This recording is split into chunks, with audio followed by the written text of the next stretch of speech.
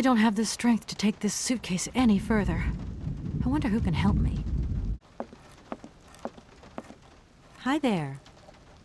Hey, hi there. What are you doing? Can I see? No, too difficult. Momo's work very difficult. So, your name's Momo. I'm Kate. Momo do like Hans. He draw. Hans? Don't disturb Momo. Momo work difficult. Will you show me your drawing? No, not finished. Go away. I guess I'll let you continue working.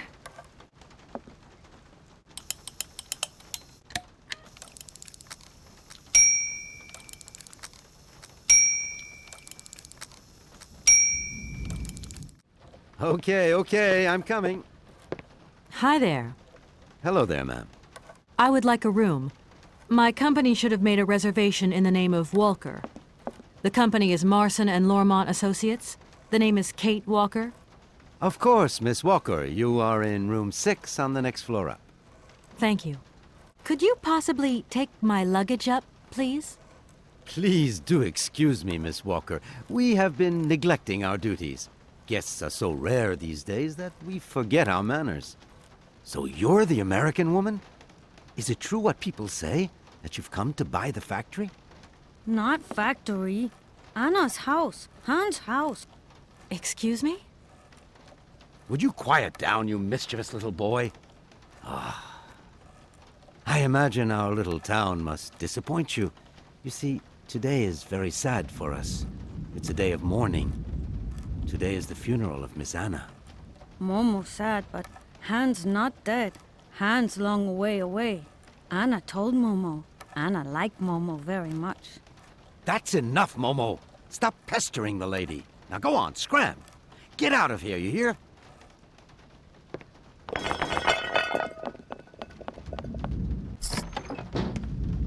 What was I saying? Oh, yes, Miss Anna. Such a great loss for Valadilene, it really is. Because now that she's dead, the factory'll close. But you're here to stop that happening, aren't you? Our future is in your hands, Miss Walker. What? Anna Vorarlberg is dead?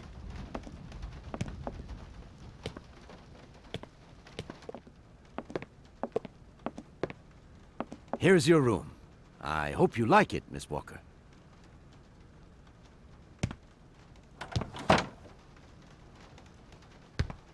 I'll leave you to rest for the time being. You must have a lot of work to do.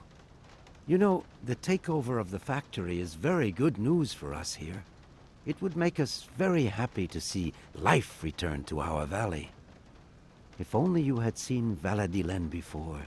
It was delightful. People came from all over the world to buy Vorarlberg automatons. Ah, somebody has left you some mail, I see. Remember, if you need anything at all, we're not far away, Miss Walker.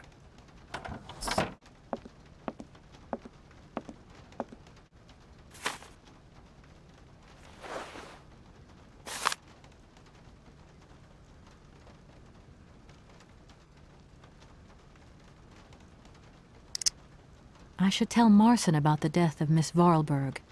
I hope this isn't going to get too complicated. I can't see myself staying here too long.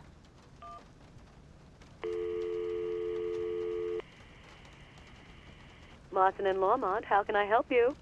Can you put me through to Mr. Marson, please? It's Kate Walker. Hold the line, please.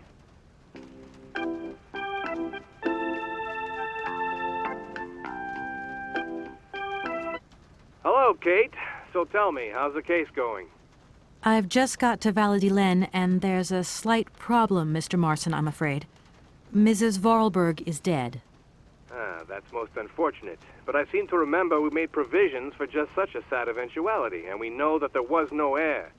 Yes, that's right, but... So where's the problem, Kate? Contact the notary right away. I'll get my secretary to fax you his address and an introduction letter from the firm. Very good, Mr. Marson. Right, I gotta go, Kate. Keep me up to date, okay? I just...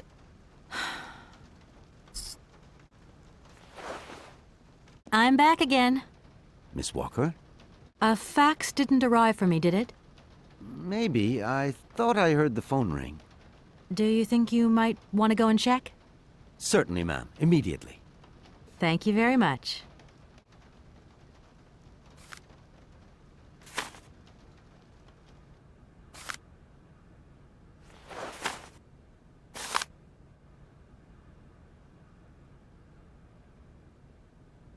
Thank you.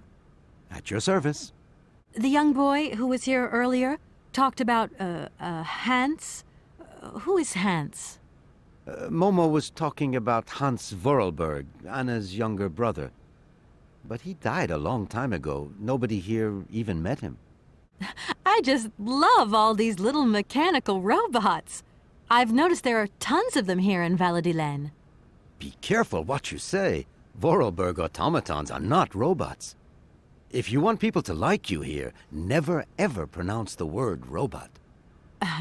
Okay. What is the difference between an automaton and a robot, then? Well, to tell you the truth, no one really knows. I'm gonna go look around Valadilene. See you later. As you like, miss.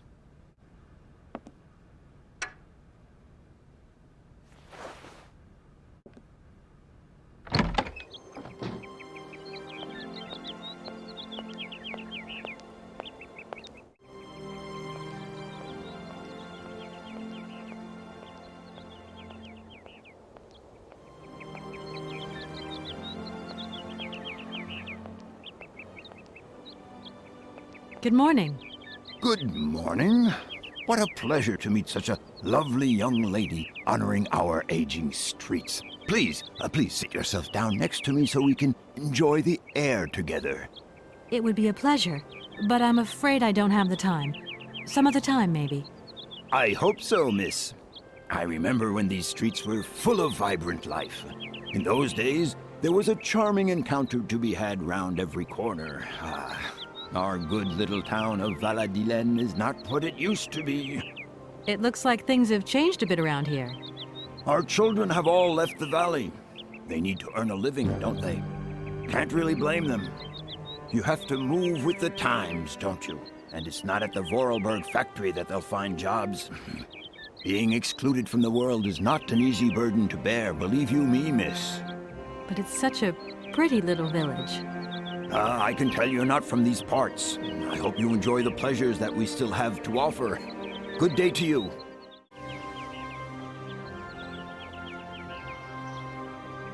Good morning. Are you open? Can I buy something from your bakery? No, afraid not. Not possible. We're closed. I can wait a while. You can wait, but we're closed all day. Day of mourning. I'm sorry. Please accept my condolences. Don't worry about it.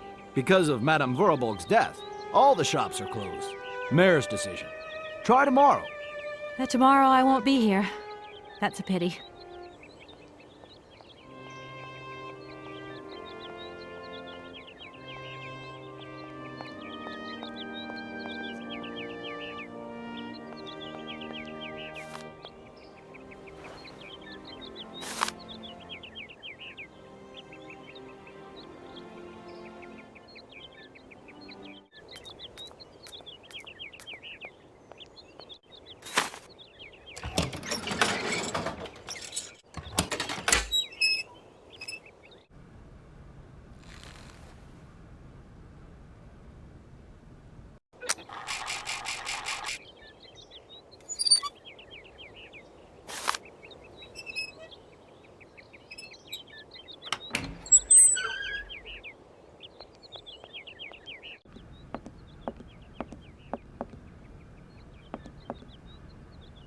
Hello, sir.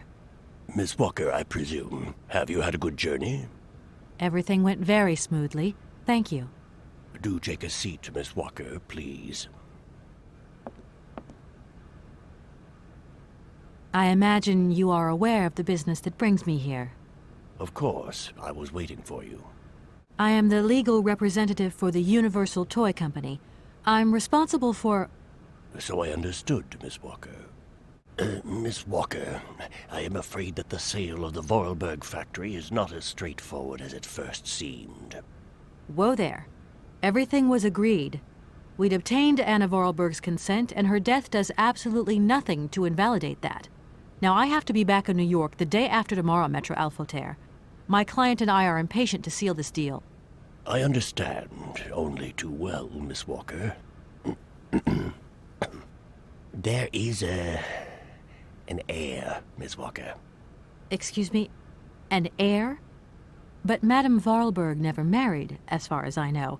And in my last conversation with her, she absolutely never mentioned this detail. Miss Walker, believe me, I was more surprised than you are. Anna Vorarlberg sent me a letter 2 days before she died. Understand, Miss Walker, that had I known about this earlier, I would have informed you. I shall read you the document in my possession.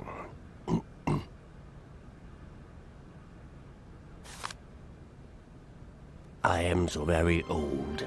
It seems that today life is slipping away from me more quickly than I imagined, and I fear that I will not be of this world to sign the takeover contract for my dear factory. So, I must make this confession to you now. My brother Hans is still alive. It would not surprise me if you find this difficult to believe, but it is indeed the truth. You must remember his death, his funeral, too. Even though you were very young at the time, it was but a sordid charade dreamt up by our father. To him, the very idea that his only son should wish to leave Valadilene and abandon the family business was unbearable. When Hans left, he preferred to think him dead and make everybody else believe this too. He obliged me to bear this terrible secret as well.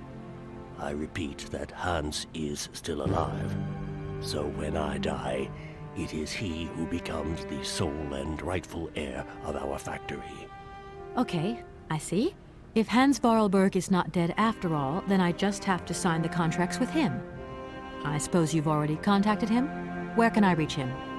The second half of the letter informs us that Hans Vorarlberg is somewhere in Syberia. I will leave the document in your hands to read at your leisure.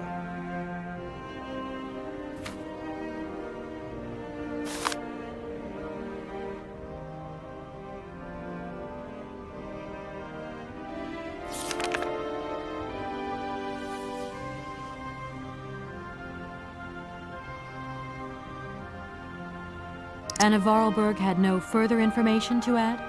Unfortunately not, Miss Walker. I have told you as much as I know. The situation, in legal terms, is now clear. If you want to conclude this sale, you have to find Hans Vorarlberg. Apparently, there is a body lying in the town cemetery. There also seems to be some ghost wandering around Syberia. It seems you have your work cut out for you. Believe me, Miss Walker, when I say that I am most sorry for this regrettable setback. Most sorry. Great. What now, then? Perhaps you will find out more in the Vorarlberg factory archives. You will find the key in the waiting room. My role in this affair finishes here with the reading of this letter. And now, if you'll excuse me, I must rest. You see, my health is not excellent at the moment, and my doctor forbids me from working for too long. I will not detain you for any longer, Miss Walker. Do not forget to close the door as you go out. Goodbye, sir.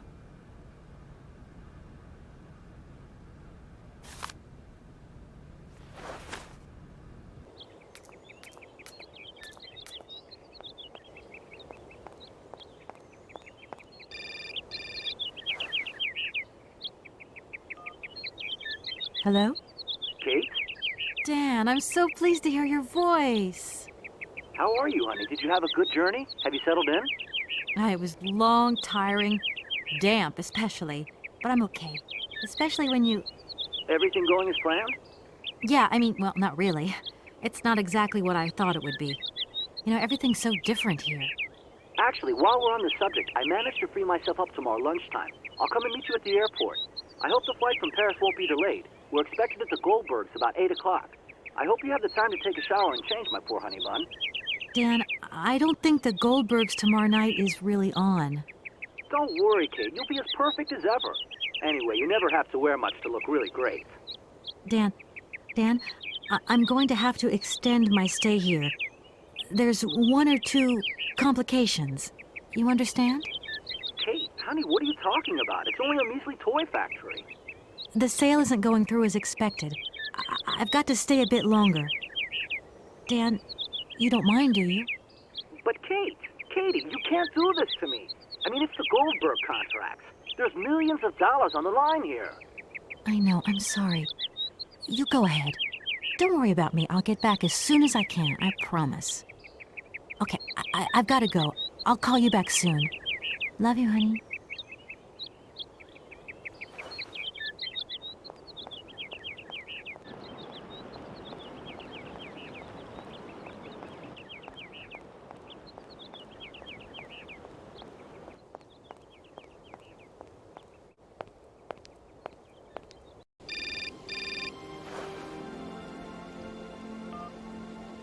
Hello. Kate, so what's new? We've got a problem, Mr. Marson. What problem? Come on, Kate, don't beat around the bush. There's maybe an heir.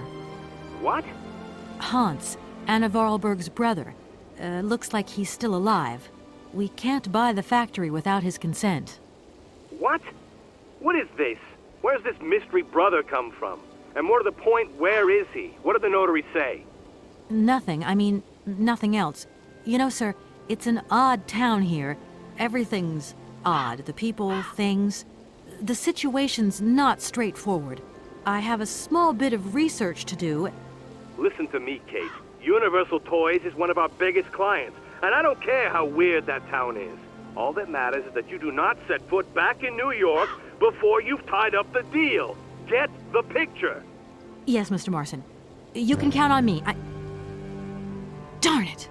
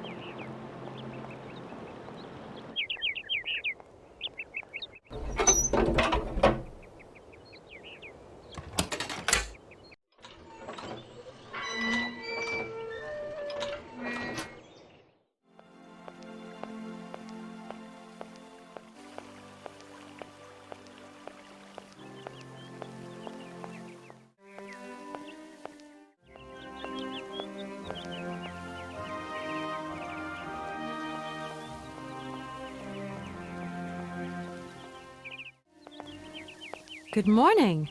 You've got a magnificent garden here.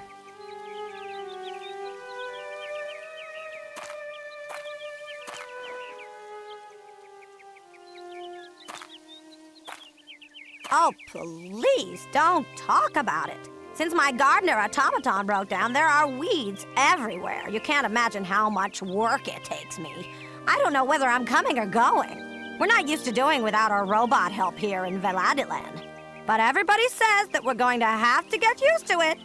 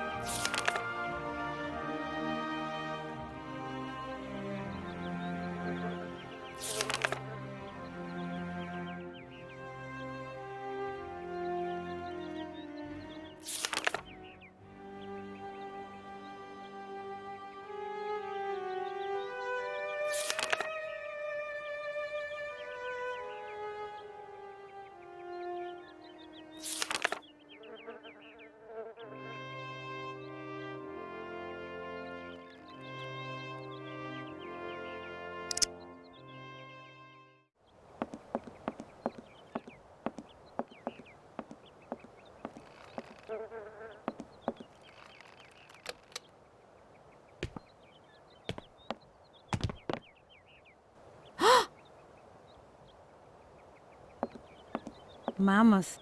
You draw mammoth for Momo? Ah, Momo, it's you. You scared me.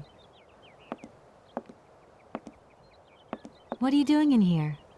Momo want mammoth picture, like Hans' picture. Sorry, I haven't got a picture of a mammoth with me. Take paper and pencil and draw mammoth for Momo.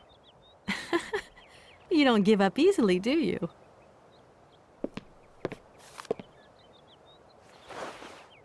You remember me, don't you?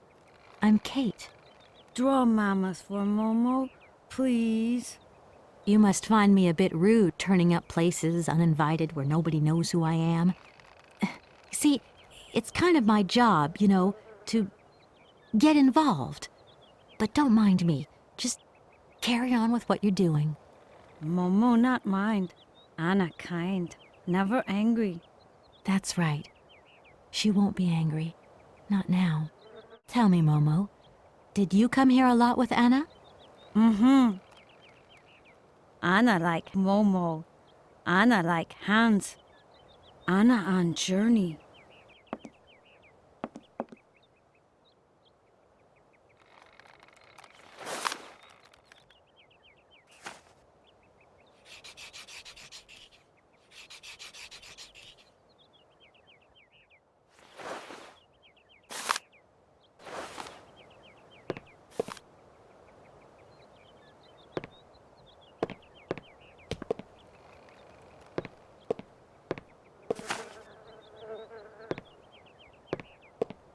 Thank you.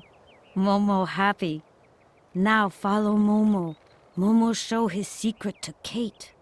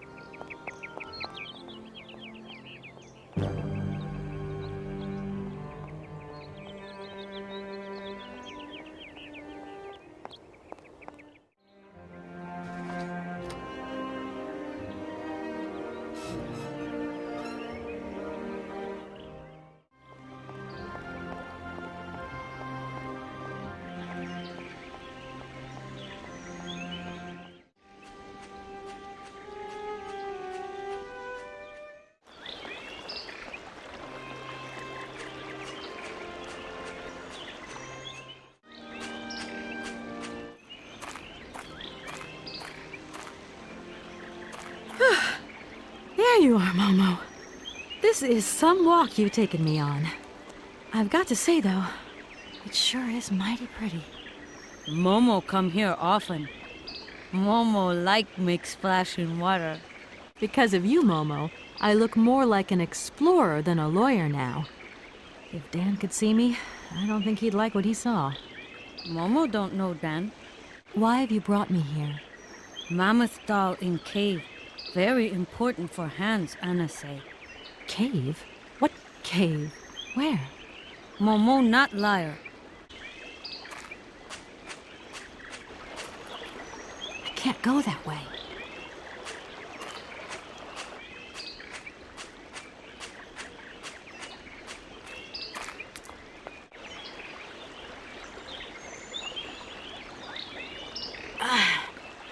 It must be broken. I've got to get a helping hand here. Can you help me, please? What do? Help me open the dam. Momo's strong.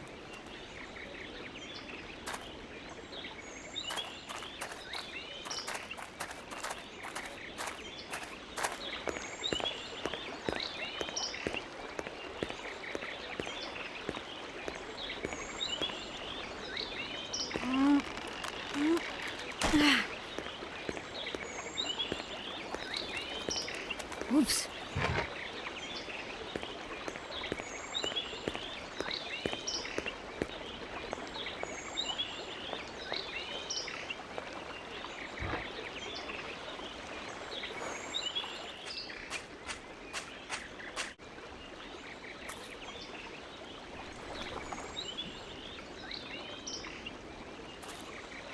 Ugh, that ore is all dirty and wet.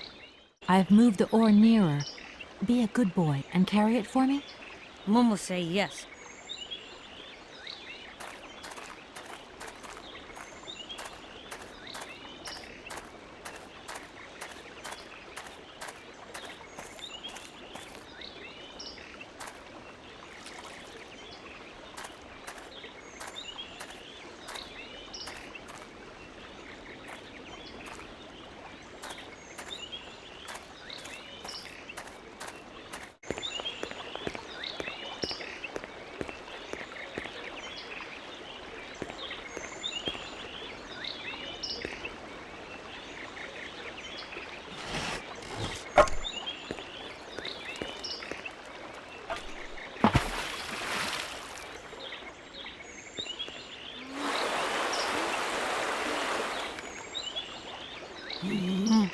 Momo very strong. Thank you, Momo.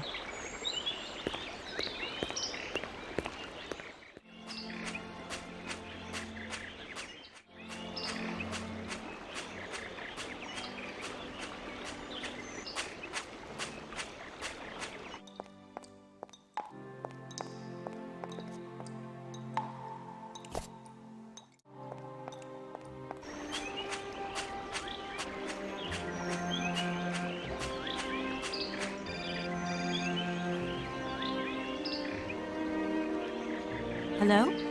Kate? Is that you? Well, yeah, who did you think it was? I didn't recognize your voice, that's all. Must be the distance or something. So, spill the beans. What's Europe like? You lucky lady, you. Honestly, I never get that kind of break. Well, so far all I've seen of Europe is this tiny village, and frankly, they're not very hospitable. Oh, the whole case is getting really complicated. There's this surprise heir I've got to find. No. I talked to Lynn, who bumped into Joss, and she had coffee with the head honcho this morning. She didn't sound at all happy. The client's meeting him tomorrow, and when Marston tells him that the sale's not even gone through yet, whoa, you're gonna be pleased you're on the other side of the ocean when that bomb goes off. Yeah, I get the picture. But so, how about yourself? What's up at work? We lost the Farah Lou trial. I worked 5 months on that dumb case. I remember. So, for a bit of therapy, I went to Boomy's. The sale started yesterday. Wow, lucky. It was absolutely crazy, Kitty. Absolute mayhem. You know that blue silk top I wanted? Guess how much I got it for. I don't know, 250, 200? $140. Just get yourself back here and I'll go down with you. Like it's my choice. Look, I gotta go. Call me soon, huh? I want a blow-by-blow account of every moment of your great adventure. Get out of here. Look after yourself. You too. Yeah, I will.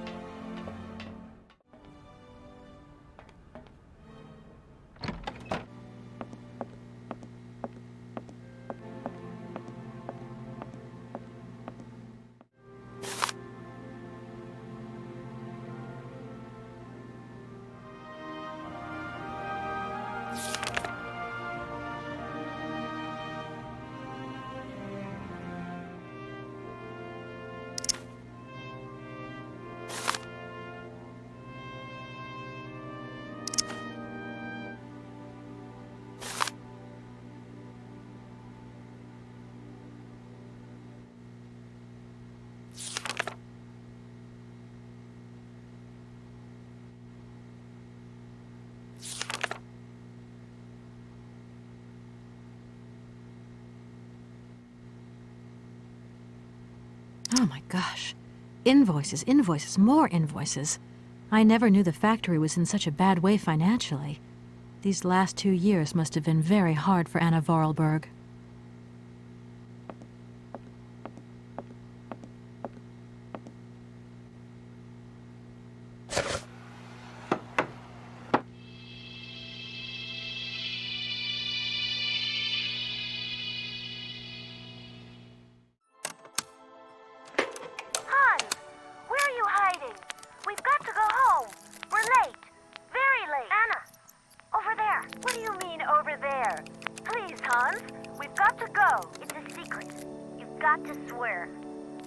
Okay.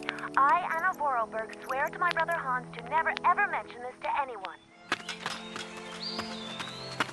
It's right there! You see? But it's dark in there. Don't worry, I took a lantern. From the factory. Girls, honestly. You won't look so clever when Father notices you've stolen one of his lanterns. Oh, I'm all covered in mud because of you. Look, Anna. Look. I've seen paintings like this in a library book. They're like... You swore, Anna. It's a secret between you and me. Hey, look. There's something else up there. Oh, come on. It's like a toy. I have to have it. Give me some light. But Hans, it's much too high. Do be careful, Hans.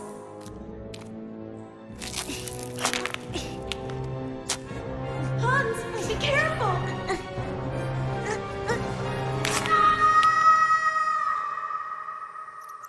For weeks, my brother lay in a coma, hanging between life and death. And then one morning he opened his eyes, but I knew he would never be the same again. We never did return to the cave, and to this day, I have never ever betrayed our secret.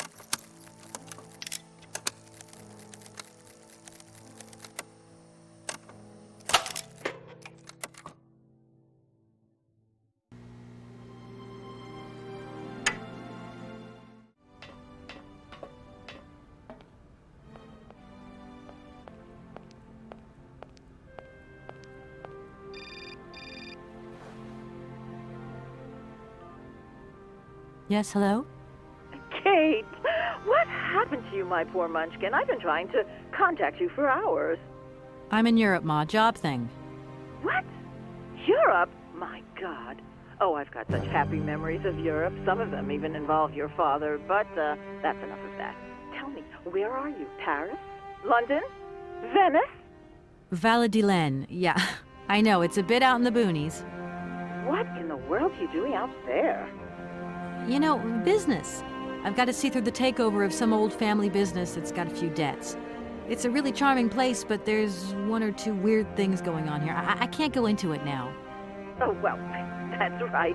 Your old mother's too dumb to understand it. You really do take after your father sometimes. Mother. Kate, you'll never guess who I saw yesterday? Ma, I haven't got a lot of time, you know. Frank! Ma, please. I've got to go. Frank Malkovich, the Russian opera singer. Well, maybe you don't remember him. He was quite a star in his day. Listen, Ma, I really don't have the time. I'll call you back. He is as charming as he always was. We spent the... Mom, I really have to go. I'll call you back, I promise. Lots of love. Kate!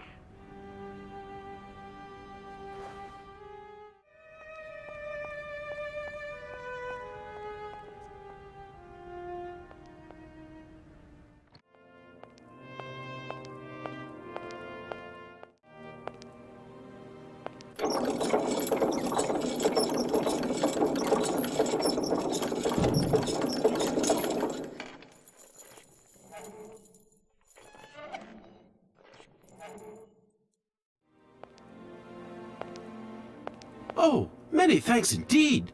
I am most embarrassed for you to see me like this. I lack a certain completion. You see, nobody here found the time to polish off the finishing touches. Honestly, these days, we really have lost the art of good workmanship. Yeah, maybe. With whom do I have the honor of speaking?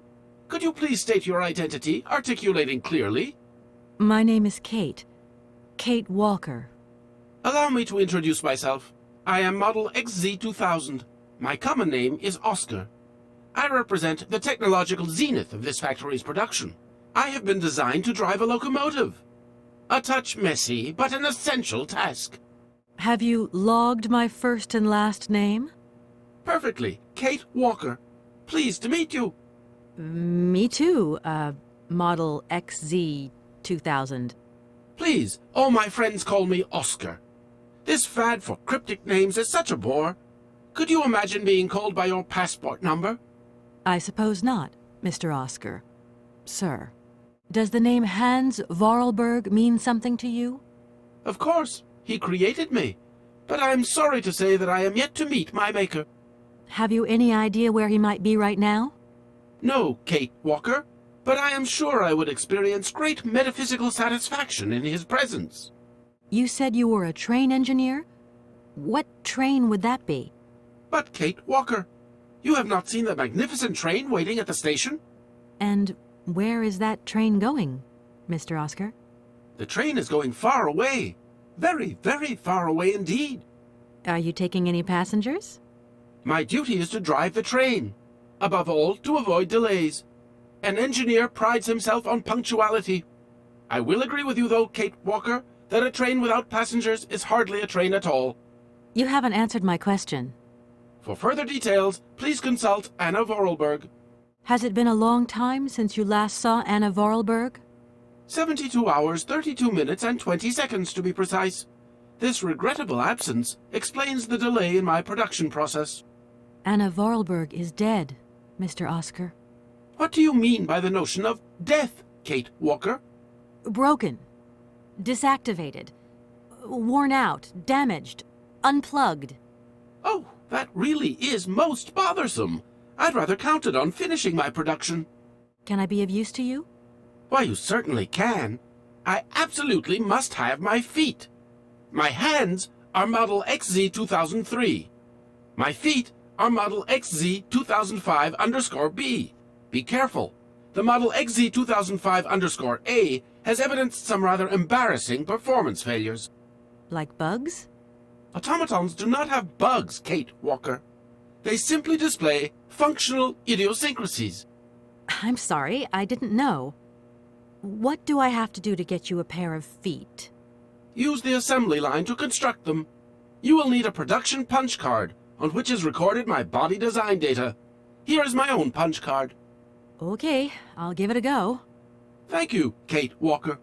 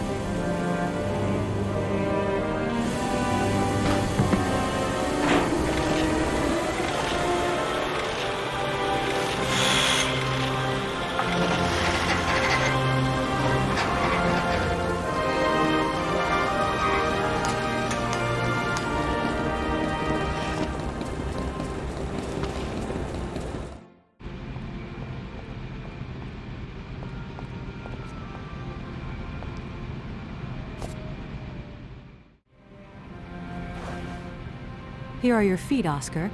I hope they fit. Kate Walker, I see you managed to produce 2 XZ2005_B models.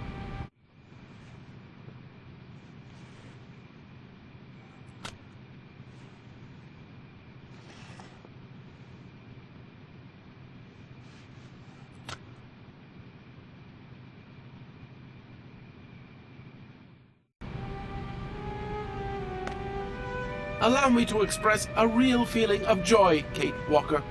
They really suit you. Comfy? Very. You are very kind, Kate Walker. I am sorry to have to leave you. Where are you going? I must find my train. Its departure is imminent.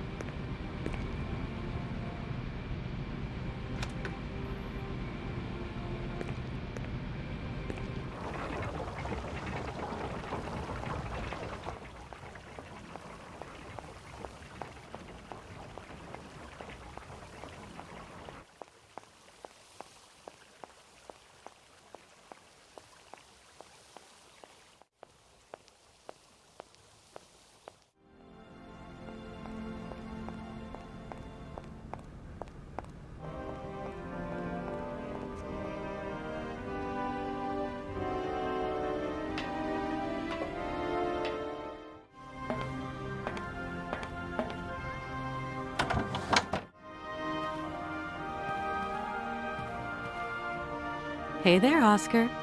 My functions do not permit me familiarity, Kate Walker. Even if you are my first and only passenger. Me? Your passenger? Yes, you, Kate Walker. Is it not for that reason you completed my production process? If you say so. Oscar, you know you could just call me Kate. It would be so much nicer, especially as we're going on such a long journey together. I am sorry, Kate Walker, but I have already logged your name. I cannot modify this data, and my functions do not permit me familiarity, Kate Walker. Well, I hope your functions permit you to learn the difference between being familiar and quite simply nice. I have decided to come along for the ride, Oscar. Ready when you are. Your ticket, please? My ticket? What are you talking about? The rules clearly state, Kate Walker, every passenger of this train must possess a ticket. Okay. And where do I get hold of a ticket? Only the ticket vendor may issue tickets. You are in luck. The ticket office must be open now. You should go there immediately.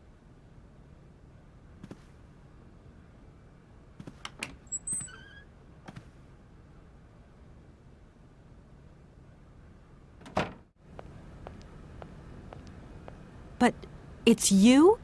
What can I do for you, madam? But Oscar, it's me, Kate Walker. Correct. Your name is indeed Kate Walker. What can I do for you, Kate Walker? A train ticket, please. Why, do you sell anything else? The only function of this ticket office is to issue tickets. You are requested to accelerate operations. The office closes in exactly 3 minutes. What can I do for you? A ticket, please. 1 ticket? Yes. 1 ticket. What is your final destination? I don't know. It's you who told me I had to get a ticket. A ticket to travel, then.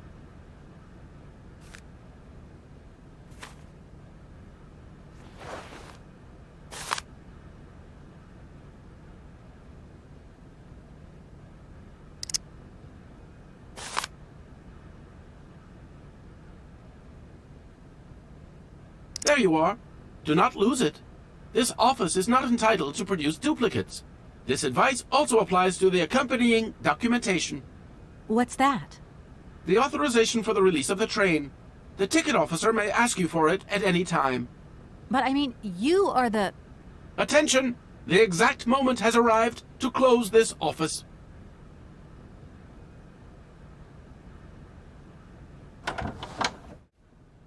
It's me again, Oscar. Hello, Kate Walker. Poor Madame Vorarlberg. I'm sure she would have loved to come along. This train was designed for only 1 passenger, Kate Walker. So, it's like I've taken her seat.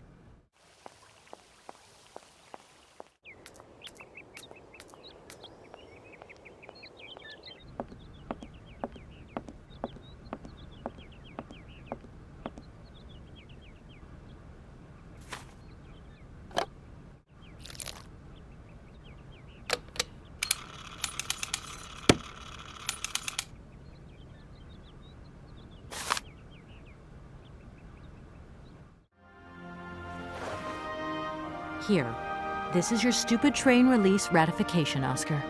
Thank you, Kate Walker. That is perfect. There you are, Oscar. Does this mean we can leave now? I cannot accept this ticket for the moment, Kate Walker. Keep it. I don't understand why we can't leave. I'd hate to think it's me that's delaying the train like this. I do not wish to appear impolite, Kate Walker, but I am afraid that not all departure conditions have been fulfilled. If that's a joke, Oscar, it's not very funny. I really need to find Hans Vorarlberg as quickly as possible. I have strict instructions to obey. There are 3 spaces in the luggage compartment that are designed to accommodate 2 very important objects. The train can only depart when they are in place. Please excuse me now. I must return to my departure preparations. Oh, I wouldn't want to break any rules.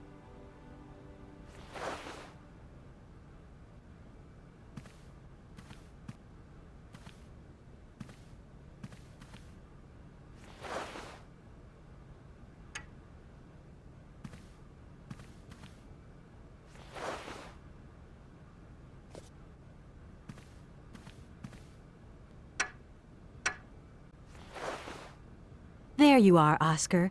Does this mean we can leave now? I cannot accept this ticket for the moment, Kate Walker. Keep it. I don't understand why you're still refusing to take this ticket. Everything is in order, and an engineer prides himself. On punctuality. Yes, Oscar, I remember. But what now?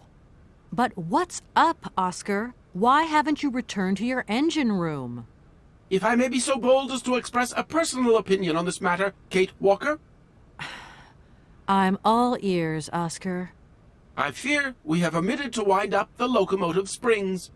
Is that all? Then let's do it, for Christ's sake. I'm afraid I have no notion of how to implement this function, Kate Walker. It would seem that the makeshift completion of my production process is responsible for a lack of instruction on this matter. Okay, right. I'll see to that myself then. I mean, a wind-up train can't be that complicated. You wait there. I won't be long. Thank you, Kate Walker.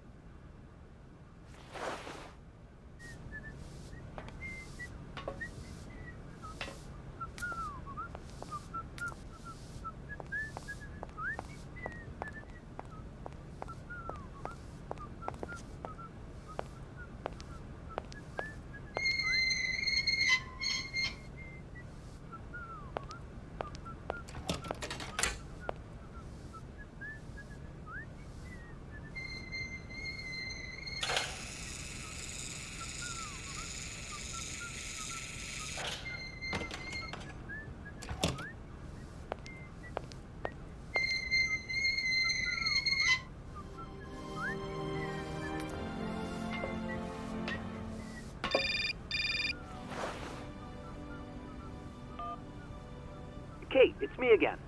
Dan, I was going to call you. Yeah. Are you mad at me? I've just called Marson and Lormont. They told me you weren't expected to return this week. Oh, yeah. So when are you coming home? I don't know. There's nothing I can do about it. The situation is kind of tricky, you know. At the beginning of next week, I hope. Yeah, whenever. Dan, please. Just hang in there, okay? The stakes are higher than I thought, and you know how much I love this job. I suppose it's neither here nor anywhere to you that the Goldbergs are going to... It is. I mean, it isn't. I mean, Dan, this really isn't the moment. You know I'm thinking about you. I love you, sweetheart, and I'll give you a call when I have some news. Promise. I've got to go now. I've got kind of a train to catch. A train? Where are you off to now? This is crazy, Kate. To tell you the truth, I've no idea. Love you, honey. You know that. Kate!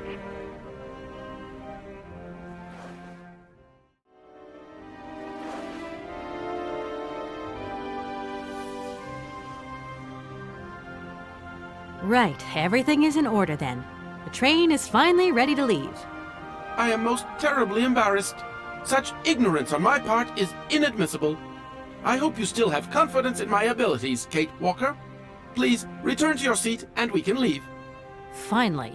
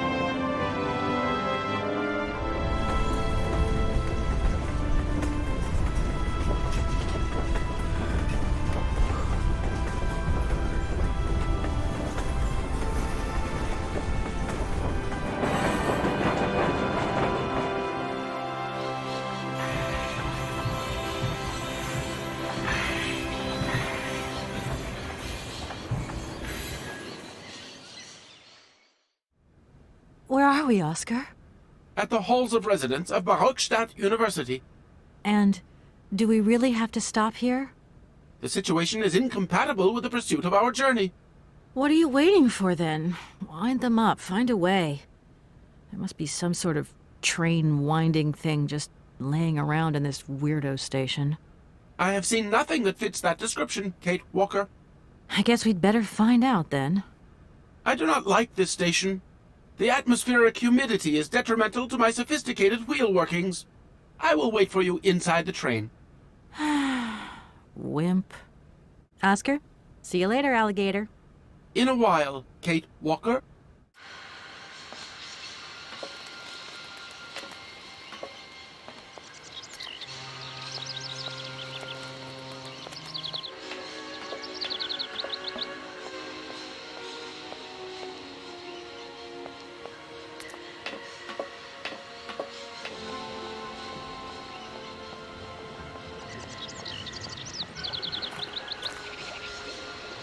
Hello. You arrived by train, I see. Yes, I've come from Valadilene. It's been a long time since I've seen a train here. Students, did you bring students with you? No, I traveled alone. Well, almost alone. I remember around the start of fall, the trains would bring kids from all around the world here to study zoology and botany, paleontology, and all that stuff. This was a great university. And it isn't still great today, then? Today? Well, Have you been the station master of Barrockstadt for a long time? I've never had another job. Now, you tell me, are you in charge of this train? No, I mean, I'm not sure. So what's your thing here? You come here to do some bookworming over at the university? Well, sort of. I'm always looking for new information. Well, you don't seem to know a lot. And about that train, it's gonna get in the way if you leave it there, that's for sure. In fact, I'm a lawyer and I'm conducting a pretty unusual investigation. Investigation, huh? I'm just a station master. I don't know too much about anything. Well, you never know. Anybody could be significant in this case. See, nobody actually tells me anything, so my hands are totally clean. I never implied they weren't. All these birds in a station. It's amazing. This is no ordinary station, miss. Oh, no. These birds are part of the prestigious University of Barrockstadt Ornithological Collection. Over the years, this aviary has housed some of the most fantastic species from all over the world. And I am not exactly your typical station master either. This other world is my responsibility, and that is no easy task. I can well believe you. And you know what's the hardest? The hardest thing is to keep interspecial harmony. And one day some explorer introduced a couple of cuckoos from the Amazon. Whoa! It wasn't a good idea? A nightmare! You know, cuckoos lay their eggs in the nests of other species, right? Now, what's more, they also push the host's eggs out of the nest so that they receive all the mother's attention, right? Accursed cuckoos. Nightmare. I see what you mean. That's one tricky bird.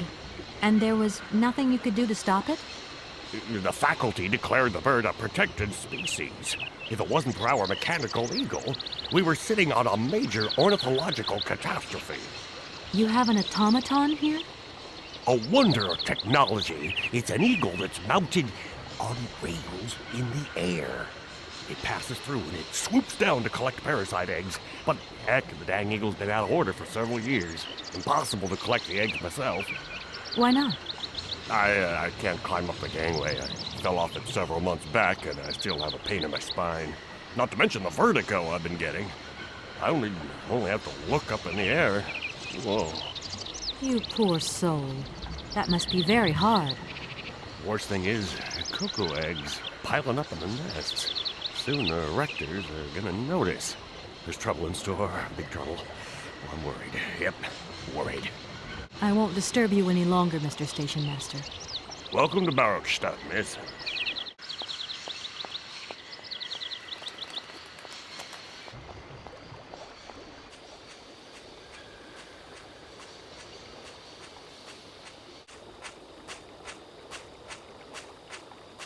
That thing looks like the winding machine I used in the Valadilene station. I've got to find a way of getting the train up here. Kate Walker! Kate Walker! Come over here, please! I have something to say to you!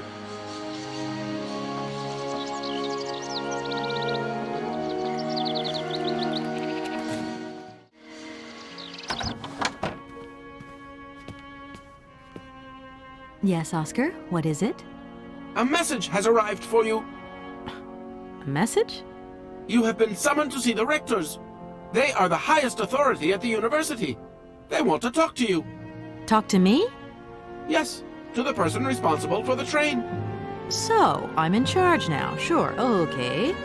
But why would these gentlemen want to see me at all? They do not say why, just that it's very important.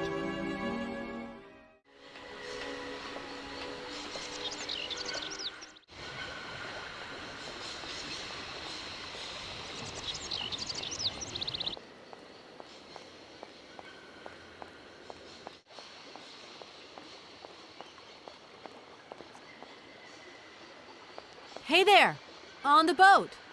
Guten Tag, schöne Mademoiselle. My husband say, hello, young lady. You want to talk to us? My name is Kate Walker, and I'm a lawyer. I'm in charge of this train. This situation is really very new to me.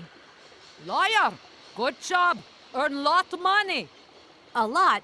A lot? No, I wouldn't go that far. But I can't really complain, I guess. There's worse. Lawyer always ask a lot of money. Can we change the subject, please? I really don't want to go down this road. I have a little problem with my train. It's kind of broken. I've absolutely got to get it out of the station. Do you think you could tow it over to the wall with your barge? Lock closed. Barge blocked. But if the locks were open, would it be okay to tow my train then? Por qué no? More money for that werk. Da, it's possible. My husband say we help you if you give money. Right. And how much do you want? $50. He want $150. $150? I don't have that much. No money, no barge. Let me offer you $75. Nay, $125. Out of the question. $100 and not a dime more. Correct. You have barge for $100. Great. Now, don't move. I'll be back as quick as possible with the money.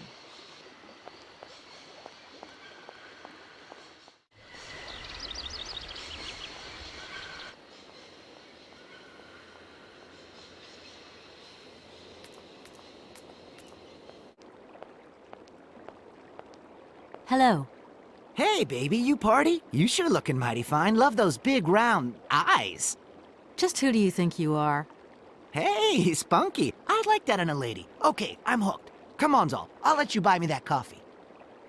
I don't remember ever asking. Hey, don't play hard to get. I know you like it big time. Listen, kid. Go back home and play with your toy cars and forget you ever saw me.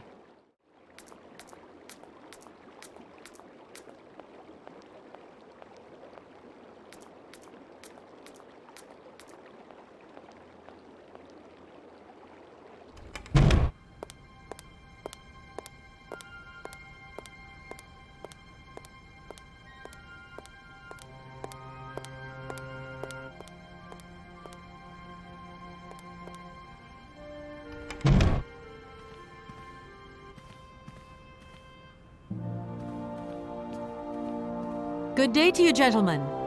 Tell me, young lady, to what do we owe this pleasure? Please do be brief. We do not have very much time on our hands. As rectors of this university, we have serious matters to attend to, and our time is precious. I have heard you wish to meet the owner of the train that is currently in your station. May I know the reason for your summons? We are surprised that your train has not yet left, miss. The situation is most regrettable. The rules do clearly state that trains are meant to come and go and not remain stationary at a platform. Trains should first stop, then subsequently leave. That is the rule. We agree then, dear colleagues, that what we're dealing with is deviant behavior. This matter really is cause for concern. It's a clockwork train, you see? So it needs winding up again. Unfortunately, there is no equipment in the station to do this. A clockwork train? That's strange. How very quaint. You mean it's some sort of mechanical toy? You are causing a hindrance to us, miss. I am very hopeful that I will find what I need along the wall. The wall? Miss, that really is not a suitable place for you to go. Especially for a young lady. You see, miss, we freely admit that every day we praise the existence of that particular edifice. We owe the integrity of our dear university and the fine education it provides to the wall. It protects us from harm and invasion from the unknown. May God protect us from what is beyond those ramparts, miss. Please believe me. I don't have any choice. I must continue my journey. Such a decision is a correct one since it's in line with regulations. Thus, your train will indeed be able to leave. And consequently cease to obstruct our station. Does the name Hans Vorarlberg mean anything to you by chance? Ah, one of the brightest, most idealistic intellects to have graced our university. Hans Vorarlberg. I remember speaking to him once. I was still a student at the time. He just stared at me, lost in thought for a while. He scarcely ever said a word. But how can one forget him? Idealistic? I'll grant you that. But bright? Oh, don't go too far. He was completely incapable of passing any exams. All he ever did was to sit in on lessons, and not many of them either. Paleontology, mainly. He had an unhealthy passion for mammoths, which matched the state of his intellect perfectly. That is to say, prehistoric. Prehistoric? How dare you? A little far-fetched, maybe. But he did have flashes of intellectual brilliance, comprehensible only to high-minded scholars who hold no score by appearances. My dear colleague, your hasty conclusions are somewhat cavalier. My assessment is wholly accurate. The boy was a little odd.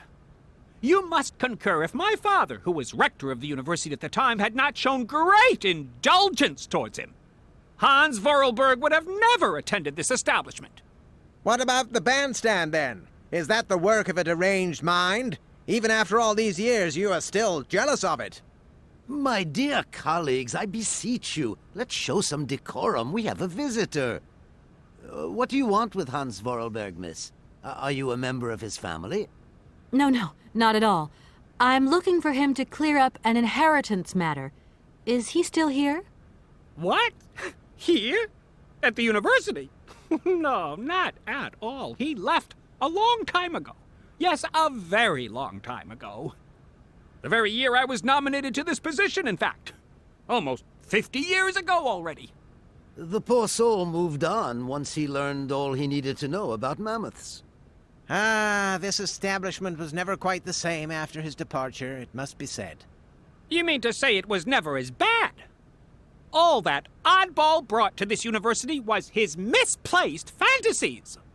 Gentlemen, let's try to retain the calm and level-headedness that befits our position. Some sailors have agreed to tow the train, but I don't have enough money to pay them. I was wondering if you could help me out. For a while. I could work for the money. Please wait, miss. We have certain confibulations to attend to. That is right. We must confibulate between ourselves. A collegiate decision must be taken. I hope that we are not indisposing you in any way. Why not? If it helps us get rid of that train. My word, that is a fine idea. What do you have in mind, gentlemen? When you arrived here, you must have noticed a splendid bandstand which honors the main university courtyard. A unique piece of mechanical craftsmanship which no longer works, alas. Why, yes, we have very moving memories of its melodies. We're prepared to offer you a financial reward if you can set it working again. With pleasure. What do I have to do? Unfortunately, my dear, time and rust have taken their toll on this university, and our automatons no longer have a spring in their step. You are going to have to be resourceful. To tell you the truth, there are a number of complex mechanisms here in Barrockstadt, and it would appear that we have unfortunately lost their operating instructions. Your train, however, is an extremely ingenious invention, so you should be no stranger to complex mechanisms, should you? We are therefore counting on your ingenuity, miss. I hope that I can show myself worthy of your faith in me, gentlemen. Well, my dear colleagues, one more university matter nicely tied up. Here we are, busy chatting, and look at the clock. It's tea time. Already? My word, doesn't time fly by? Thank you for a charming visit, miss. And thank you, gentlemen.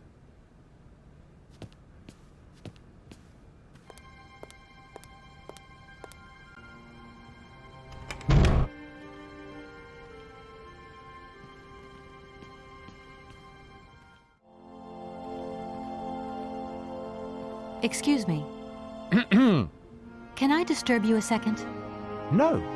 You could be a little bit nicer about it. Keep quiet. In case you haven't noticed, we're somewhere that requires silence and tranquility.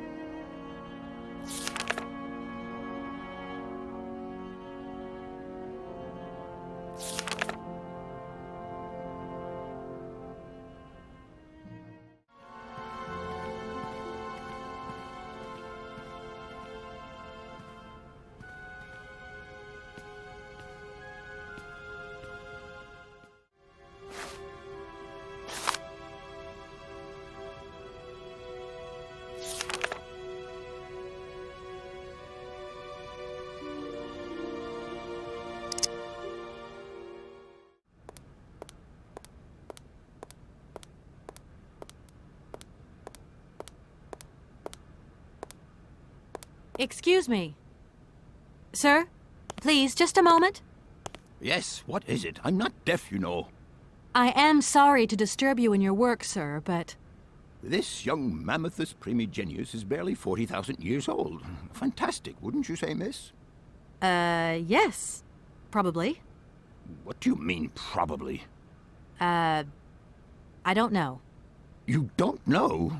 Oh, you don't know, I see. What can I do for you, my dear child?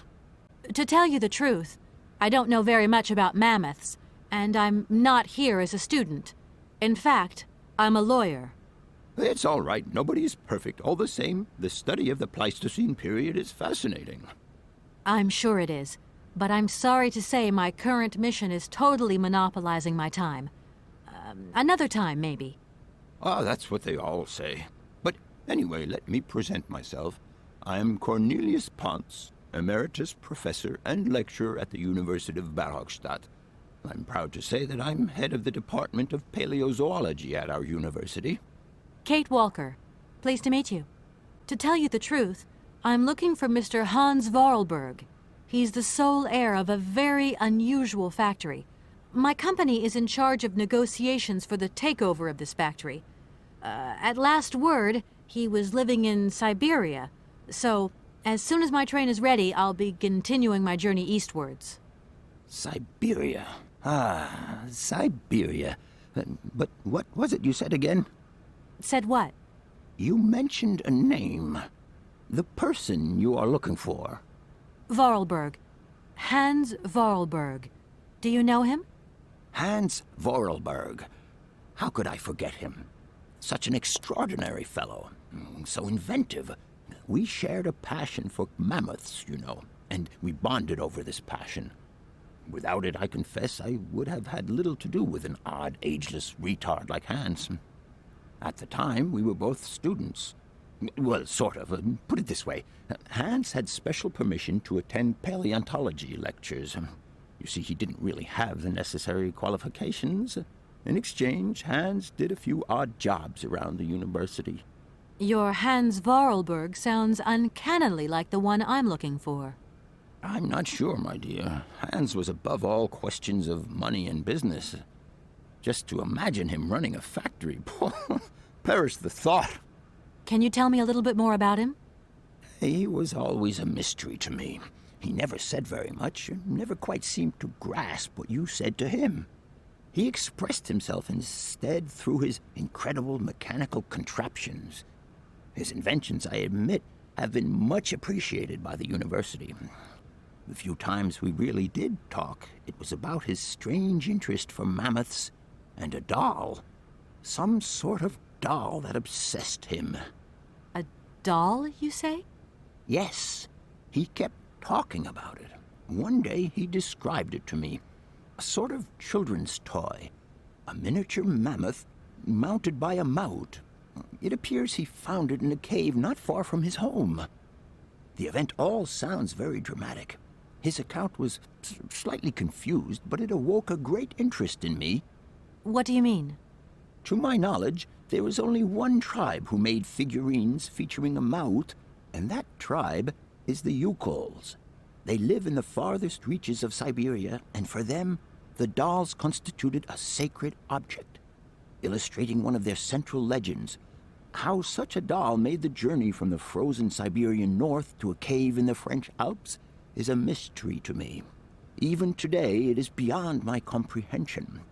Have you considered that Hans Vorarlberg was maybe making it up?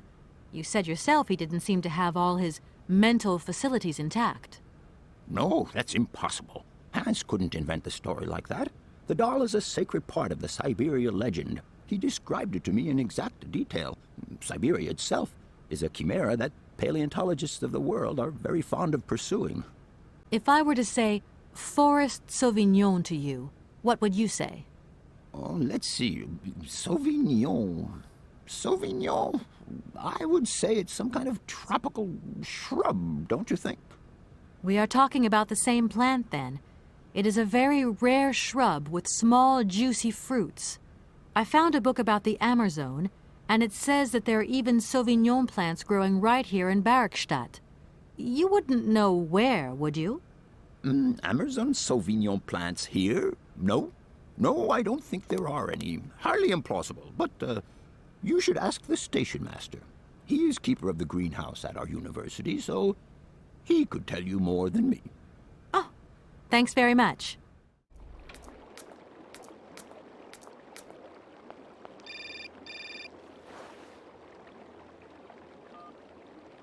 Hello? So, you got him then, this air? Ah, it's you, Mr. Marson. Good day, and how are you, sir?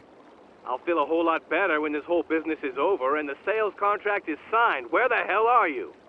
I'm in Barrockstadt. What? What in God's name are you doing there?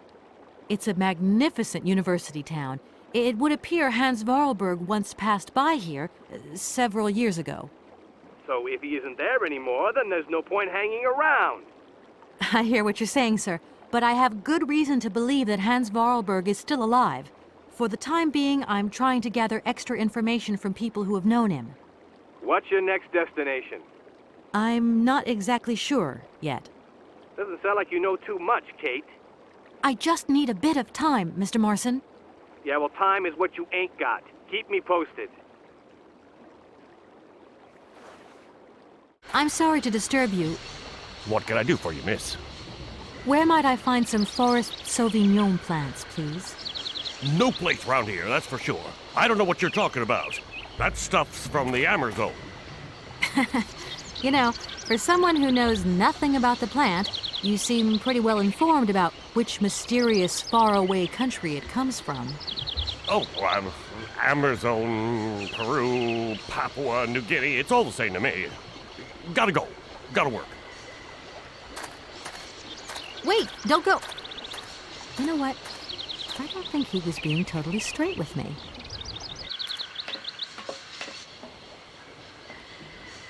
Excuse me, station master, but I need you again. Can't you see I am very, very busy?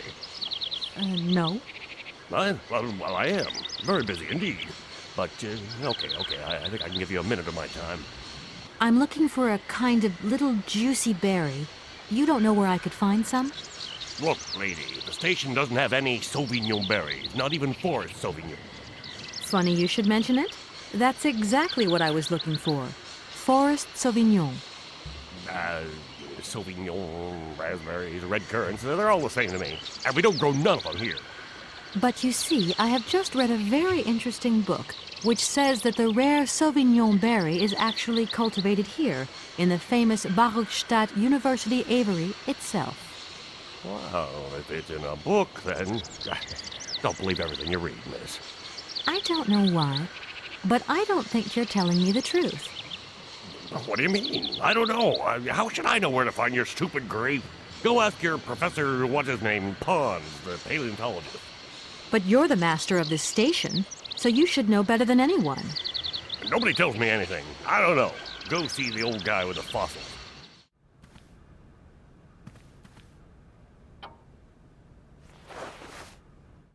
Professor, sorry to disturb you again. Professor, I have brought you something that should be of interest to you. Look. What have you got there, then? Let's see. An effigy of a mammoth. But this is Hans' doll, is it not? Yes, of course it is. How on earth did you... Oh, my God. It's in my hands. It exists. It really exists. Please do excuse me. I'm deeply, deeply moved. You see, your Hans and my Vorarlberg heir are one and the same. This is incredible. After all these years, how can I ever thank you, my dear? Oh, I must waste no time. I'm off to my laboratory. I must study this carefully. May I borrow your treasure a moment? Well, actually, Don't worry, miss. I will take the greatest care of it. But I need to study it. You see, it has such importance to me that this very afternoon I shall deliver an impromptu lecture to my students about this very object. If you are interested in Hans Vorarlberg, then it is essential that you attend. Do you think so? Obviously. Give me your telephone number and I will call you the moment my lecture begins. I will return you your doll at the end. You have my word.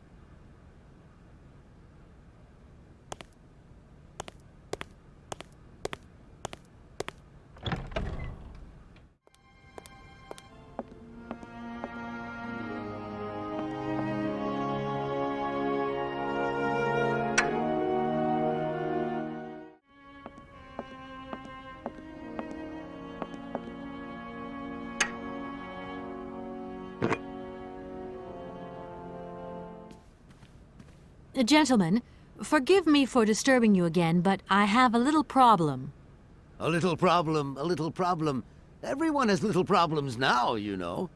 They are kept to oneself, and they don't stop the world from turning. Nor trains from leaving stations. Are you sure there are no Amazon Sauvignon plants in Barrockstadt? Because I have just interviewed the station master and the paleontologist, and what they said really didn't convince me that there wasn't any here. We are quite definite on this point. There are no Sauvignon plants growing in Barrockstadt. You see, miss, the Amazon Forest Sauvignon is a rare shrub that requires very special conditions for growth. That's right. Conditions that are very hard to reproduce, believe you me. Difficult, but not impossible. Fortunately, our garden has proved very successful. Your garden? So, there is a garden in Barrockstadt? Oh, the garden. Well, if there was one, it would be only a little garden hidden behind the station. But our station master would be very proud of it. He would take very good care of it, too. Everything would grow marvelously if we were able to cultivate it at all, and it would be all down to his gardening prowess. And we would be proud as punch. And we wouldn't forget the role the paleontologist might play in this. What's the paleontologist got to do with it all? Without him and without his laboratory, how would we make the wine, do you think? And it would be good wine indeed, my dear colleagues, would it not? Oh, yes, a delightful balm to soothe away our long hours of toil and our heavy responsibilities. We would wait impatiently every year for the arrival of the year's produce. So, if I have understood you correctly, there are indeed Sauvignon plants in Barrockstadt. They are cultivated in a garden behind the station, then turned into wine by the paleontologist's loving care. And finally, The pleasure of tasting is yours. If I'm not very much mistaken, gentlemen, you have a minor racket operating here. Miss, you do go jumping to some hasty conclusions. We never said that. That's not what we said at all. We were talking in the conditional. You know, with ifs and woulds. So, what would happen if I had such a hunch? You would have to keep it to yourself, of course. Yes, if you would be so kind as to keep it a secret. It would only be a small local concern, producing barely a few bottles every year. That's right. Nothing so grandiose as a business. Otherwise, we'd be liable to be fined. So, we can't count on your discretion, can't we? Don't worry, I have no intention at all of getting messed up in anything. You have been playing with me, haven't you? You knew very well there were forest Sauvignon berries in the station garden. No, not at all. I've never seen your Sauvignon thing. You don't have to lie to me. I know all about it. You and the rectors are in cahoots, and the professor's lab has been turned into a distillery. You've all got a nice little smuggling racket on the side. Smuggling racket? Hey, lady, you're going a bit far there. It's just a little on-the-side thing we got going, that's all. It's just for ourselves. Hey, you're honest. You should be ashamed of yourselves. Aren't you worried about the reputation of this fine university? The authorities should be informed of this. But we haven't done anything wrong. It's not a crime. Can you open the gate to the garden, please? Sure. No problemo. Right away, miss.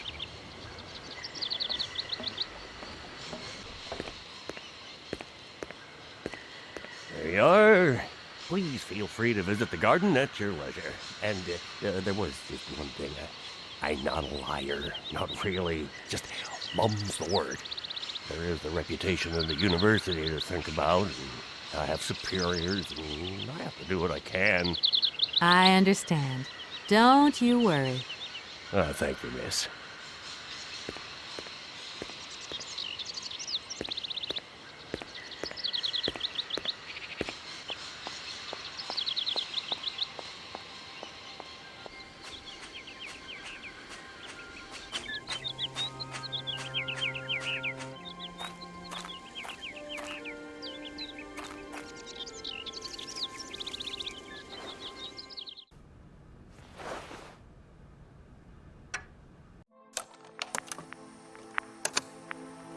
Hans, I have some very sad news. Our father is dead. He passed away peacefully last Sunday in his sleep. I feel so lonely now. Father had been but a shadow of himself since your departure.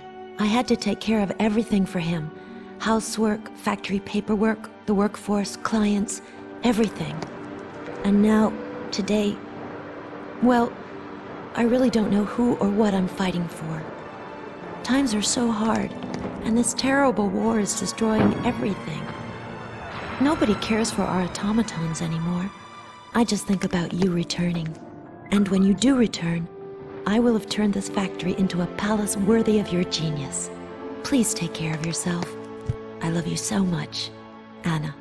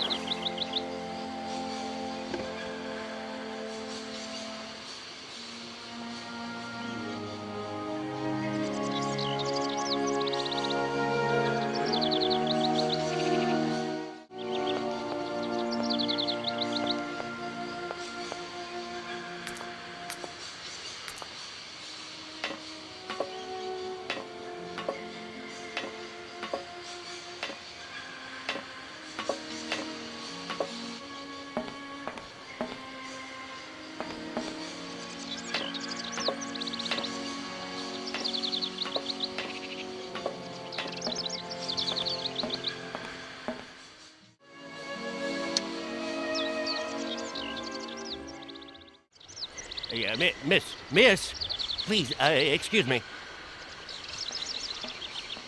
Yes? You know, I want to apologize for our little misunderstanding. I brought you a bottle of wine. Barrockstadt Sauvignon. Very good year. Let me know what you think. I'm very touched. Thank you. Good luck on your journey, lady. Thank you.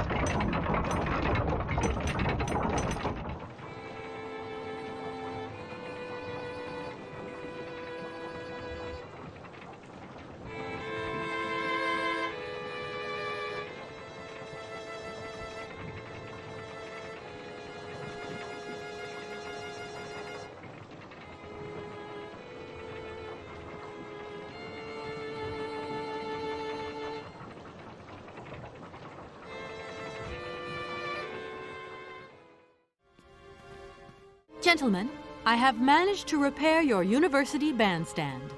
The bandstand is playing again? This is marvelous news. We are really very grateful indeed. Yes, very grateful indeed. We will look back on your visit with much fondness in our hearts. And now let us in turn honor our word. How much is it you need, miss? $100, if it's not too much to ask. We agree to grant you the aforementioned sum, miss. You may now leave with your train.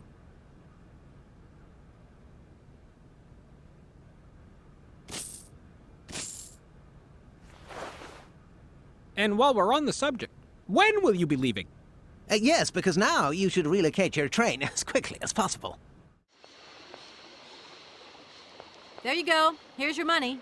I've checked it. It's all there.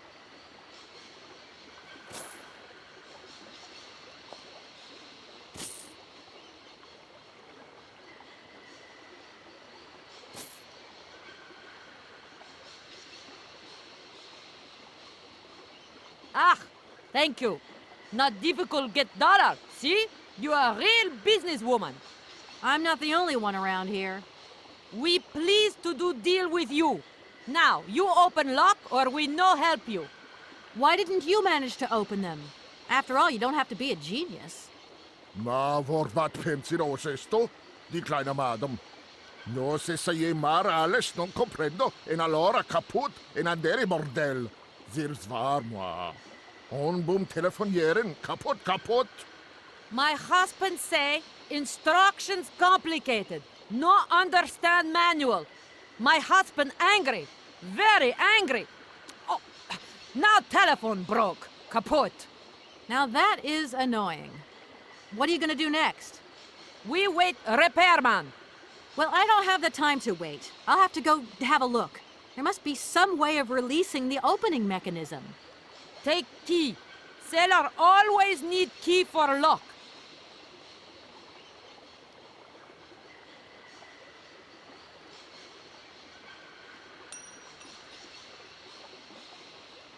Okay, thanks.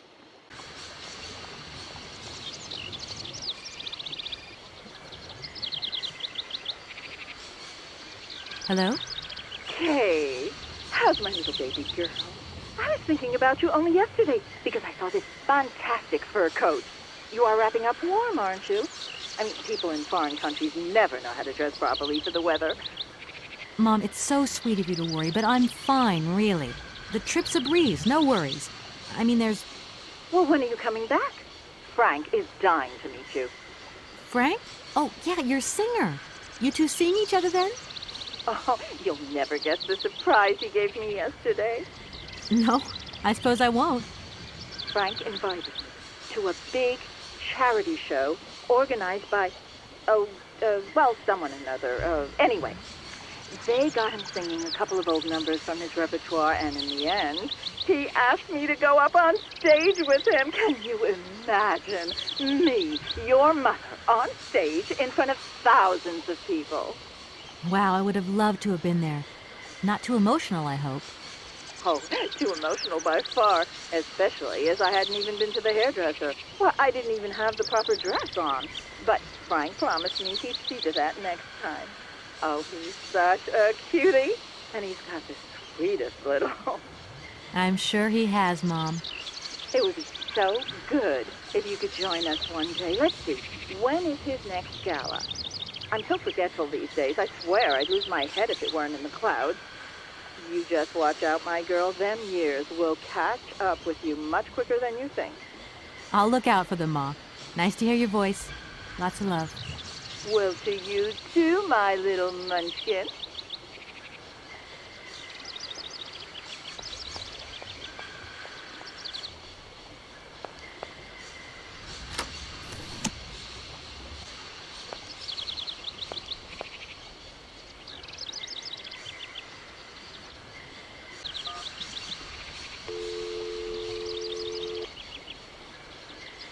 Welcome to the East Block Control Center. To start, press the number sign. If you are using the Haltenberg lock, press 1. If you are using the Morloff lock, press 2. If you are using the Koningpass lock, press 3. If you are using the Barrockstadt lock, press 4. To return to the last command, press the number sign. If you want to raise the water level, press 1. If you want to lower the water level, press 2. To return to the last command, press the number sign. You want to raise the water level in the Barrockstadt lock? To confirm your choice, press star. To return to the previous command, press the number sign. Your request has been logged. Unfortunately, our regional technician is currently on holiday, and no replacement is available. We will reply to your request within 48 hours. In case of an emergency, please operate the lock system manually. We apologize for delays to our service.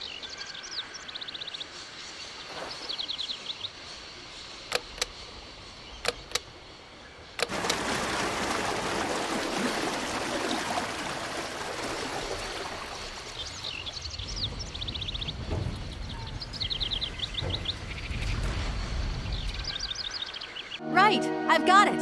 I know now how the locks work. So guide your boat into the lock, and I'll take care of the mechanism. Godverdomme. Das ist eine echte ladies. Alle trois, range alle Dingen and obligados de dame. Ach, set content und zurück again. What did your husband say? You, hurry up! We hurry to travel again. Okay. We'll meet each other on the other side. By my train, okay?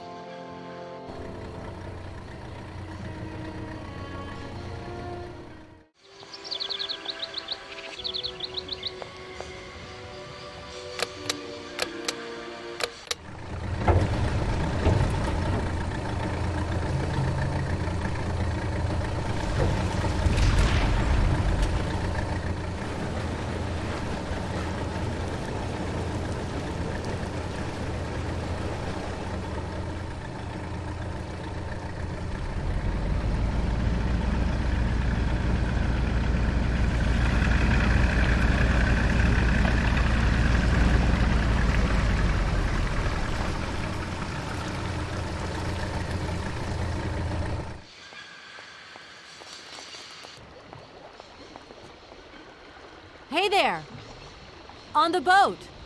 Da, barge on other side. You still need us?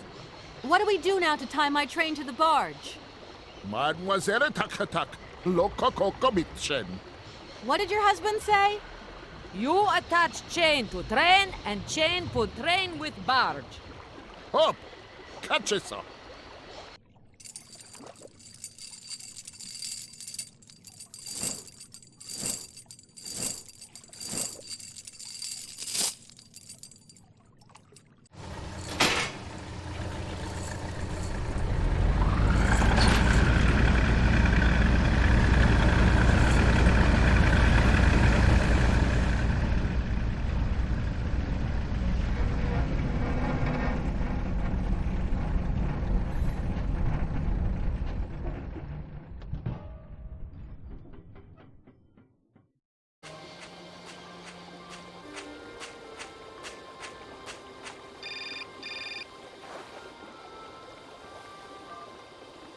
Hello, Kate Walker here. Miss Walker, this is Professor Ponce. I'm about to start my lecture on the Yukols at any moment. Please make haste to come. Okay, I'll give it my best.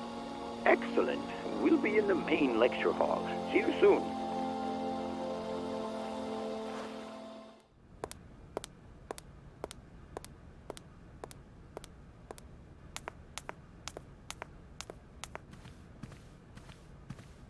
Ah, there you are, Miss Walker. Good, good.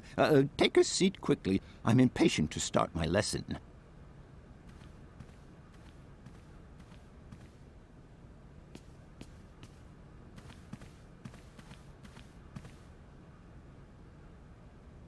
My young friends, a very exciting discovery, unimaginable up until only a few hours ago, has come into my hands and has finally allowed me to complete my study on the mysterious Yukol people. Lights, please. The Yukols are a people from the far north about whom very little is known. They live far away, very far away, on the frozen borders of Syberia. This distance and the climatic conditions of the region, which are unfavorable to human existence, have limited the size of the Yukol population and kept it out of reach of the scientific world. The handful of slides that follow are actually the only documentation we have in our possession. It was a Russian explorer who made these drawings and took these photographs 100 or so years ago. Today, we owe what we know about the Yukol people and their culture to him. We know that the origins of the Yukols date back to the last Ice Age. Curiously, evidence of their presence has been found in Western Europe, and more precisely in the prehistoric caves at the heart of the Alps. This people, it seems, undertook a long migration over centuries towards the far north of the globe. The reasons for this migration are due to the importance of the mammoth in their craft, trade, and culture. They used them for transportation and as beasts of burden. The mammoth brought them meat, skins, fat, and ivory. Man and animal lived in symbiosis. There's no doubt about it. Mammoths started to drift away from the region due to changing climatic conditions, and the Yukols followed them to the north, to the edges of Syberia. Prehistoric cave drawings, identified as Yukol in origin, first led me to the extraordinary hypothesis that the Yukols had managed to domesticate the mammoth. They are, to the best of our knowledge, the only prehistoric people to represent a man riding a mammoth. Today, because of this genuine mammoth skin effigy, identified by myself as an authentic Neolithic object, I can confirm this hypothesis. Yukol forebears managed to tame mammoths. Prehistoric man uses little imagination. He draws what he sees and represents scenes from real life. This familiar day-to-day object is actually a children's toy. As we have seen, Yukol existence was inextricably linked to that of the mammoth. They used its skin for clothing and to make the roofs and walls of their houses. They used the tusks to build the frameworks of their homes, as well as weapons, tools, and jewelry. Curiously, the disappearance of the mammoth 12,000 years ago had no immediate effect on the Yukol's way of life. It seemed that for a long time after, the people maintained their strong bond with the mammoth through the centuries. As incredible as it may seem, the Yukol people have continued right up until the start of this century to feed themselves on mammoth meat and to use the skin for clothing and shelter. Their ivory craftwork industry is still flourishing. It would appear that to preserve ancestral customs, the Yukols learned how to exploit through the centuries the large number of frozen mammoth carcasses that were perfectly preserved in the ice of the Siberian tundra. They have been able to live mainly off this enormous freezer stock for almost 30 centuries. As plausible as this explanation may seem, it seems it is not enough for the scientific community who, I will confess, is greatly perplexed by the question. In the absence of acceptable scientific evidence, we have to make do with Yukol shaman artifacts. The research department that I have the honor to represent today lends no credence to the myths and legends that these tribal charlatans peddle. We have to take their stories at face value. mere tales to while away the long Siberian winter. The legend of the Siberian ice ark is a very good example. You are invited to find out for yourselves from the pamphlet that I had passed around to you. This legend would have us believe that today, somewhere on a lost island to the north of Syberia, there are living mammoths still in existence, a sort of hangover from the Ice Age. This small herd has been miraculously preserved for more than 120 centuries by the Yukol's tender care. And the island on which the pachyderms are said to live is called Syberia. My friends, I advise you to resist the temptation you may have to believe in this pish and tish. The island of Syberia is not charted on any map, and the idea that mammoths have survived to the 21st century is an idle scientist's pipe dream. The Yukols were sadly among the first victims of the colonization of continental Siberia led by the Russians in the 20th century. The Kolkhoz and Sovkhoz systems, as well as the exploitation, disdain, and humiliation the people had to suffer, marked a definitive break in the Yukol's traditional lifestyle. Since the collapse of the communist regime, the Yukol population finds itself confronted with the same political and social upheavals that other Siberian communities are experiencing. There are two consequences to arise from this. Some Yukols have lost their tribal identity and have integrated into the Russian population. Others, however, have sought long and hard to re-establish links with their ancestral culture that was lost under the Soviet regime. Now, at the start of the 21st century, the last true surviving Yukols have gone to live on the vast territories of their ancestors. Nobody knows today where they live or how they survive. Their very existence would be a matter for speculation if they did not turn up periodically at the tundra's most isolated fur trading posts to exchange mammoth tusks for essential items. There ends my lecture for today. Thank you for being among us today, Miss Walker. Please make your way to the laboratory where you will find your mammoth doll. There are also photocopies of my lectures should you so require them.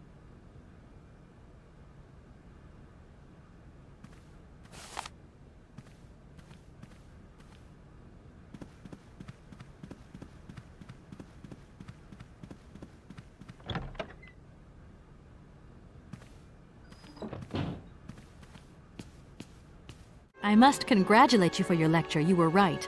The subject is absolutely fascinating. I never believed that mammoths could be so interesting. What you heard was only the tip of the iceberg, my dear. But if I have at least awoken a passion in you, I'm only too proud.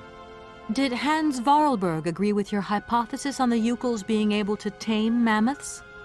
Now, Hans was no man of science. His pathological obsession was to find mammoths that were still in existence. Such a hypothesis is somewhat overblown, don't you think? You don't believe in it yourself? Mammoths died out thousands of years ago. Of this we are certain. Today, the only mammoths in Syberia are frozen ones. Do you know where Hans might have gone after his stay here in Barrockstadt? No, but I would not be surprised if he left in search of the Yukols, or what is left of them today.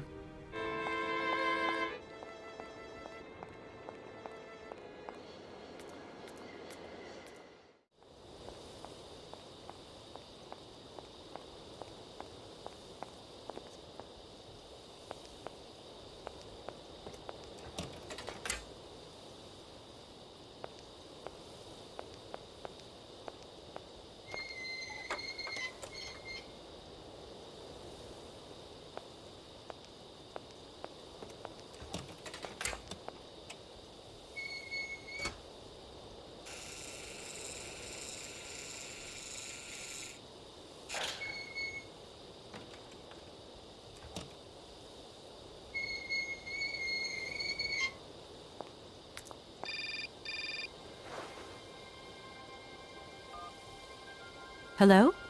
Where are you? Hi, Dan. I'm in Barrockstadt. What? Is that a town? I hope the man you're looking for lives there. Are you coming home soon? From what I gather, it's one huge university with an extraordinary station aviary. If you could only see it, there are trees and birds everywhere. It's so weird here. Sounds like a great place for a bit of sightseeing. So, are you coming back soon? I don't think so. In fact, the train I'm traveling on has some kind of a mechanical problem. We've been forced to stop here. Us? I thought you were alone. Who's with you? Oscar, the train engineer. You're messing around with mechanics now, are you? Don't be so stupid, Dan, please. Oscar's an automaton created by Mr. Varlberg, the man I'm looking for. And he's not any old robot. He's a sophisticated butler type, if you see what I mean. He's a bit obsessive as well. Kate, I don't know what they're feeding you in Europe, but don't you think it's time that you came home? But my mission still isn't finished. To hell with your mission. I don't know why you accepted it in the first place. If you just stuck to the middle of the road, then we wouldn't be in this mess. We? If there's any mess, it's me who's in it. And while I'm trying to come to grips with strange towns, you, my darling, are sitting at home on your butt. I seem to remember we had nothing against my departure. It was only going to be 2 or 3 days, Kate. Please, try to put yourself in my shoes. Your shoes. Not only do I have to fit myself into your diary, but I've got to get myself into your shoes as well? Is there anywhere else Sir would like me to put myself while we're on this subject? Look, I don't want to talk about it now. Call me back when you've calmed down. I was perfectly calm before I picked up your call. I only wanted a few words of encouragement, not your disdain. Was that too much to ask? You can be such a selfish... Takes one to know one, sweetheart.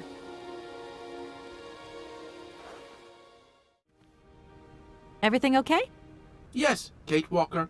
I am waiting to continue our journey. Oscar, if you tell me one more time something's missing, I'll... Everything is ready. Take your seat, Kate Walker. We are leaving. I'll... Okay...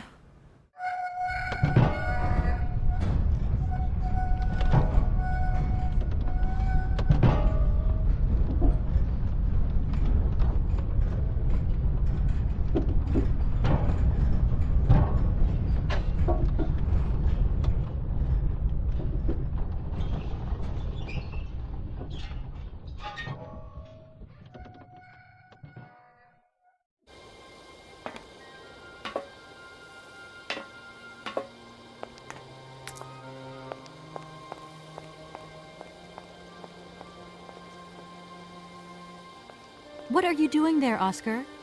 It is imperative that we comply with railroad and customs regulations, Kate Walker.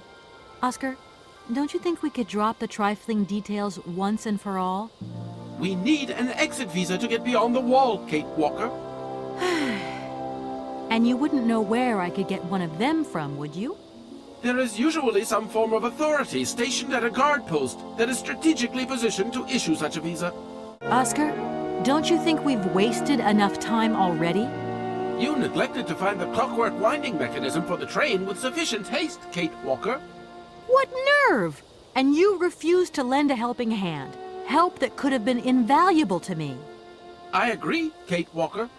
If you weren't so obsessed by procedure, we wouldn't have had a hitch. I am not entirely convinced, Kate Walker. Oscar, please, let's get in the train and leave, can we? Yes, Kate Walker. Give me the visa.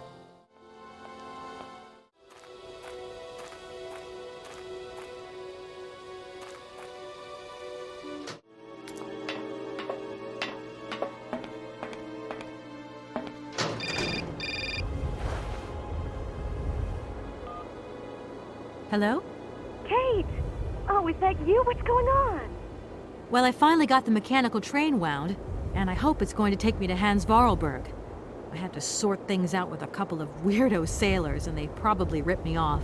But now I'm blocked behind this massive wall. You should see it, it's huge. I'm not talking about that. I want to know what's going on with Dan. What do you mean? I bumped into him at Maggie's do, and he said you'd argued. That's a bit over the top. Things got a bit heated the last time we called, that's all. No need to go overboard. I don't mean to be Miss Melodramatic, but he didn't seem in such great shape. He had his down-in-the-dumps head on. Like Dan has a down-in-the-dumps head. Well, yeah, when that shock of hair flops over his forehead, and his eyes mist up, and his eyebrows kind of creased together. I'd never noticed. maybe I did go a bit too far, but he's got such a goody two-shoes image of me that sometimes I just lose it. And this case is taking up a lot of headspace. I was just looking for a bit of compassion. Well, you sure got mine. So, what's going down? Like I said before, I'm kind of getting somewhere, but it's slow. This Hans Vorarlberg guy is getting more and more fascinating by the day. Okay, well, anyway, it doesn't sound like you're bored. Not like back here in the office. Every day is boredom day. It's just no fun without you. When are you coming back? Shouldn't be long, I hope. Look, I've got to go. See you soon. Well, call us again real soon. And be easier on Dan next time, huh? I'll try.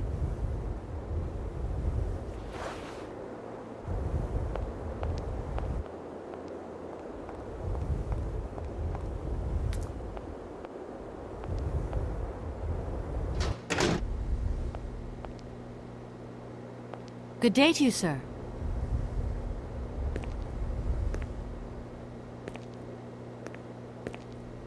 Captain Malatesta, Commander-in-Chief of the Barrockstadt border post, at your service, madam. My name is Kate Walker. I've been assigned by my company to find a man who is supposed to be living in Syberia.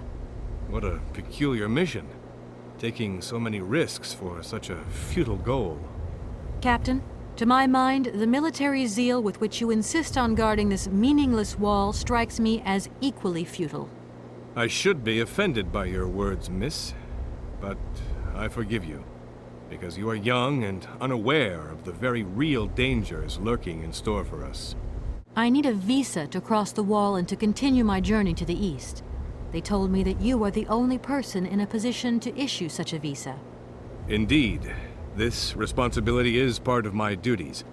However, I am not currently issuing visas because nobody must venture beyond the wall. And why not?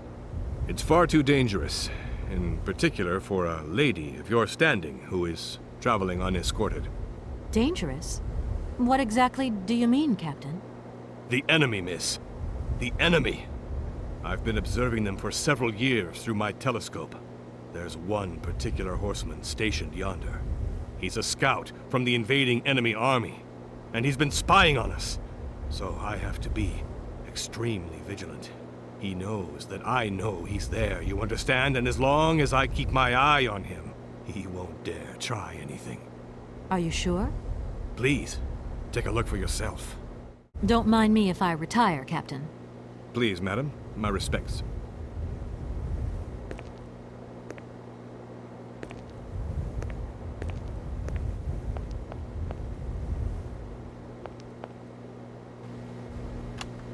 How strange.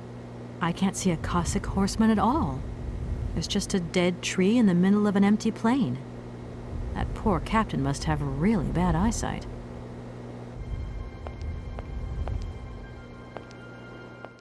Look, broken glasses. If they belong to the captain, then he sure has eye problems going by those lenses.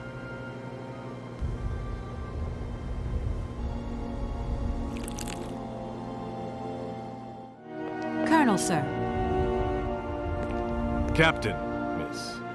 But you have the air of a great officer. You flatter me, miss. Unfortunately, I'm afraid that we frontier soldiers are often forgotten by the military administration. There's no justice. I sympathize with you, Captain. Let us forget our worries for a moment and have a little drink together in the name of friendship. It would be my pleasure, miss, but the regulations strictly forbid it. Come on. A little glass of wine never hurt anybody, and nobody need know. Wine, miss? You are putting me in a very delicate situation. Don't deny yourself, Captain. Just a little glass. I assure you, it is excellent. Well, perhaps just a drop.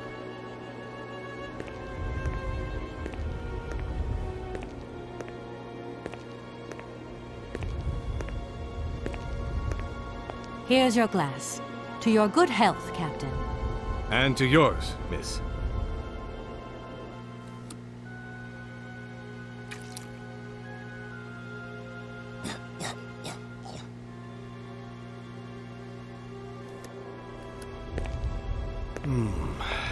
it's been a long time since I've drunk wine in such pleasant company. I admit, it is excellent. Isn't it? You wouldn't think it came from Barrockstadt. It is made from the Amazon forest Sauvignon grape that has been miraculously conserved and cultivated in the station garden. Well, well, well. The university authorities kept that one to themselves. You know, Captain, it is essential that I continue my journey eastwards. Please, don't even think about it. As I've said, it's extremely dangerous. The enemy is spying on us. Perhaps your Cossack horseman isn't quite what you thought. Perhaps it's just a dead tree twisted into a strange shape. You should take another look. You never know. Go on, Captain. Give it a try. So be it. I will make this concession to the fairer sex, miss. But it does seem to be quite ridiculous.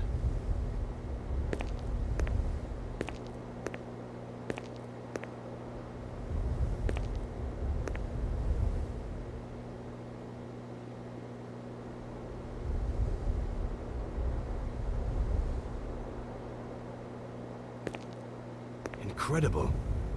How is this possible? By what strange magic? How could I have been so wrong for so long? The enemy was only a tree.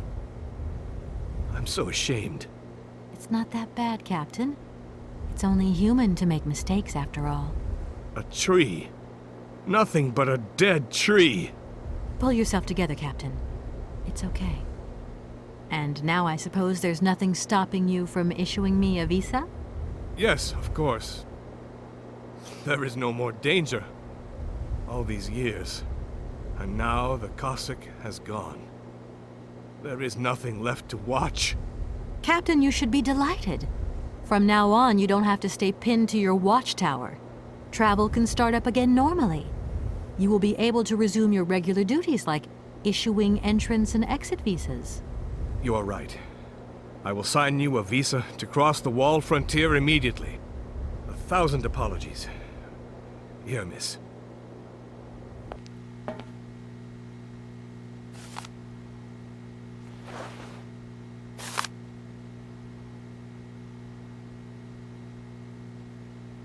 Thank you, Captain. And keep your eyes open. Miss, if we could keep this between ourselves, please. For the sake of my honor, you understand? You have my promise, Captain.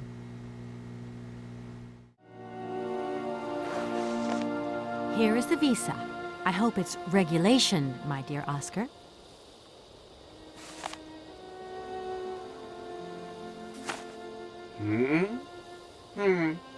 It is regulation. Here is your ticket.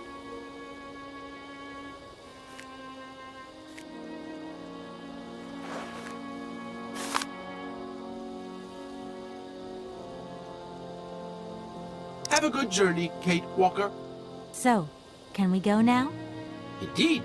We are already very late, Kate Walker.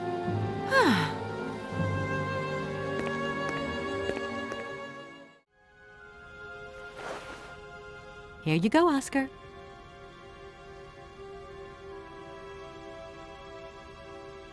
Thank you, Kate Walker. Now, please return to your seat, Kate Walker. Yes, Oscar. Immediately, Oscar.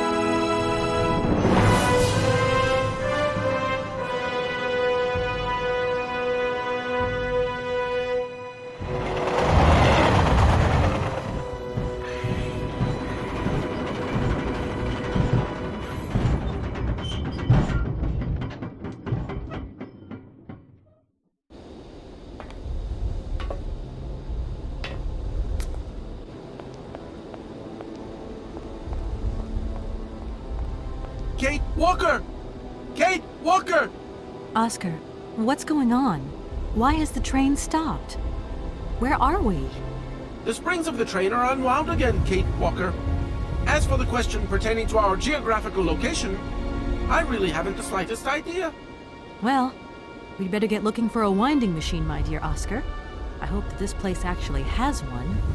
The air here is so polluted that I could not possibly risk leaving the locomotive. My joints might corrode irreparably. Right. Let's see.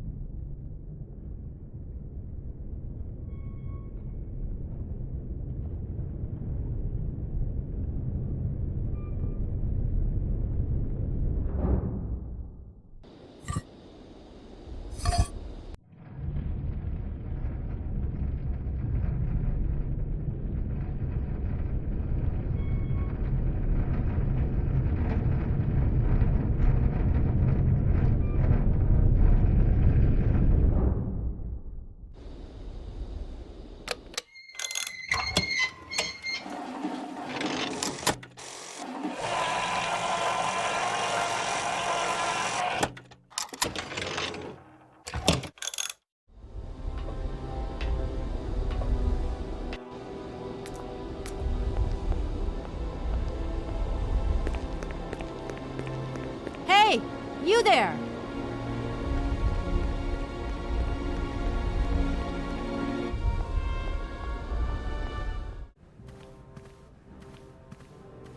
My God, Oscar! Oscar, talk to me!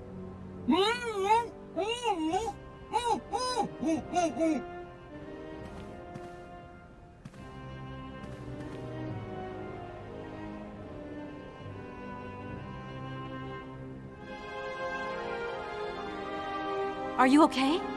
Why, it is absolutely inadmissible, intolerable, and indescribable. I have been attacked. What do you mean you've been attacked? My hands! I no longer have them! They have been stolen! God, you haven't got your hands! But who did this? What's going on here? We can be sure of one thing, Kate Walker. That this heinous crime was committed by a barbarian. A dysfunctional individual whose behavior lacks all finesse. Did you get a look at your attacker? Tell me exactly how it happened. I was standing here polishing up my metalwork. I was just thinking that with all the dust in the air, it would be a good idea to... Oscar! I was very busy, and I suddenly felt two powerful arms grab me from behind and tie me up before I had the chance to defend myself. I wanted to call out, but my attacker gagged me before I could emit the slightest sound. Then he dismantled my hands with a terrifying pair of pliers. It was horrible. I can believe it, my poor Oscar, but did you see him?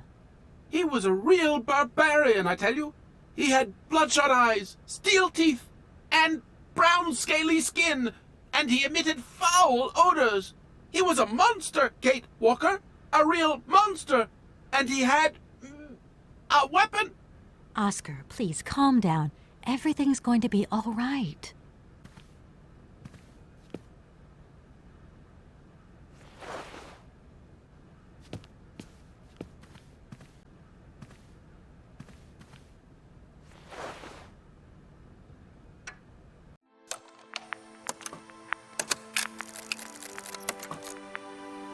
My dear brother, what joy to have news of you after your long silence during the war years. So, you're working for the Russians now. I tell you, we've been hearing some worrying stories about them here. Just your description of that dingy factory makes me cough. But it's so good to hear that your talent is being recognized for its true value, and that your automaton creations are taking the place of workers for all those menial jobs.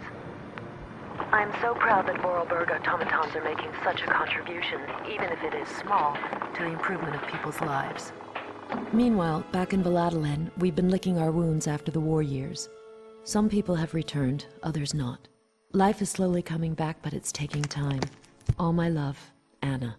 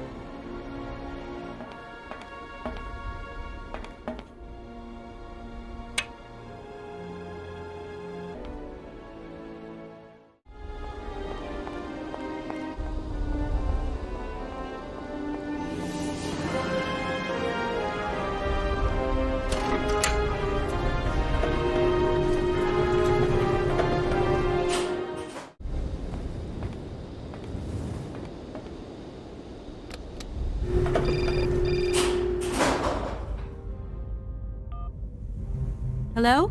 Hello? Kate? It's Dan. Can you hear me? Dan, is that you? I can't hear you so good. Dan! Hey, Kate, let's talk. It's about the last conversation. Are you still mad at me? Come on, it's important. Dan, you're breaking up. I'll try and call you when I get out of this mine. You're lying? Kate! Come on, what's happening? Listen, we've got to talk. Look, the line's just getting worse and worse. I'm hanging up.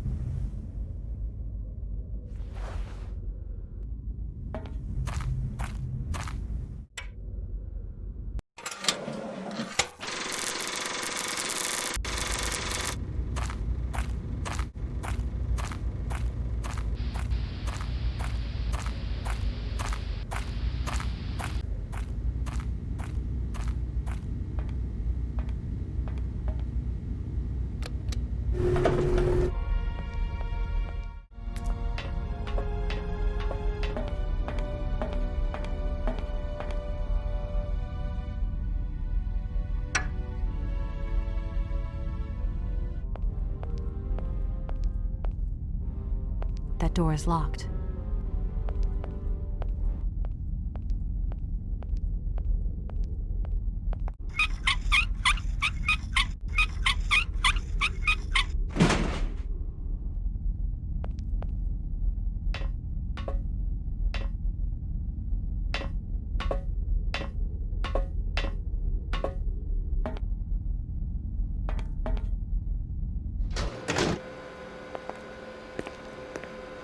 Hey, you! Who are you? Careful, I'm warning you. I'm not afraid of you, okay? What do you want? Why did you do that? There must be some misunderstanding. Because you reckon theft is all about misunderstanding, do you? Give me my hands back, now! Your hands? And what are those on the ends of your arms? I can explain everything to you. You see, I'm no thief. You broke into my train, assaulted my driver, mutilated him, and stole his hands. Apart from that, you are not a thief. I have not stolen them, miss. Only borrowed them for a while. You've got to be joking. I'm not joking with you, miss. I would never take such liberties. They belong to Oscar, my automaton engineer. Why did you steal them? They are extraordinary. Real mechanical wonders. I would never have been capable of designing such hands myself. Never. Such workmanship, such precision crafting. It is incredible. Absolutely incredible. And just because you like them, you decided to steal them? I have only borrowed them, little missy. Temporarily, you understand? Of course, I shall return them to you when I don't need them anymore. You can... Excuse me? You see, These hands are all I need to complete my plan. At last, I can finish off my automaton pianist and fulfill my dreams. Everything is now in place. You see, I have converted this old, useless, stupid factory into a magical theatre. As you can see, the furnaces, piping, chimney stacks, they've all been converted into one gigantic organ. I will be able to accompany the world's greatest living singer. Now all I need is her. Who are you?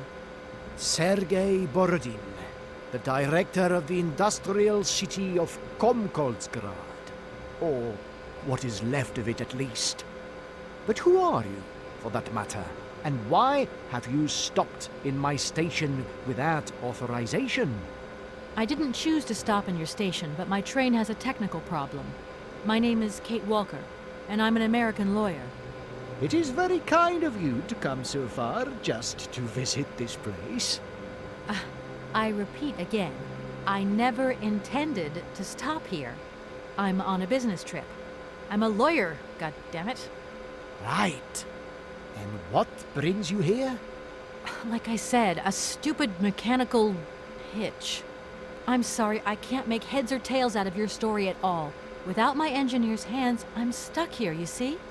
Everything I have designed, all that I have invented, everything is for her. Do you realize? Her. Oh, to hear her sing one more time, here in my factory! But who is she? Who are you talking about? Helena. The one and only Helena Romansky. Her voice is so pure, like an angel. One day she came here, to Komkolzgrad. She sang here, you know, when our industrial city was in its heyday. Oh, so long ago now. It was almost unreal. It was magical. I remember it like it was yesterday. Then, later, a long time later, she saved my soul. She saved my life and gave it meaning. When I was told that the mining program was to be abandoned, that this industrial city was consigned to oblivion, that I, its director, would from then on be nothing but a guardian of these rusting remains of a bygone age, that is when I first formed my plan to bring Helena Romansky back to this factory. But this time, she would sing for me, and me alone. And is she okay about this? Sure. Once she finds out that I have done all this for her, when she realizes how I converted this vast network of pipes and tubes to create one of the most impressive organs ever made, then, you know, this was no small achievement, miss. Once molten iron flowed through here. Now there wafts only beautiful melodies. But then I realized I had to make an automaton pianist. I began to despair that I would never create hands that were intricate enough. But then you arrived. So lucky, don't you think? Yeah, that must have been a happy coincidence for someone around here. So, when will this Madame Romansky come back? When do I get my hands back? I don't know. Maybe someone should look for her. Tell her. Hey, why don't you go? The quicker you bring her back, the sooner you can carry on your business trip. Now, isn't that a good idea? And you promise that once Helena has sung, you will give me back my automaton's hands? I promise, my dear. You have my solemn word. Well, I guess I'm going to have to believe you. Where should I go hunting for this singer, then? I have no idea. But for a woman of the world like yourself, Finding her should pose no obstacle. Helena Romansky was a world celebrity, you know. I have collected many objects, souvenirs of her that I keep in a room. A shrine to her glory. It's like her own personal museum in a way. You should take a look.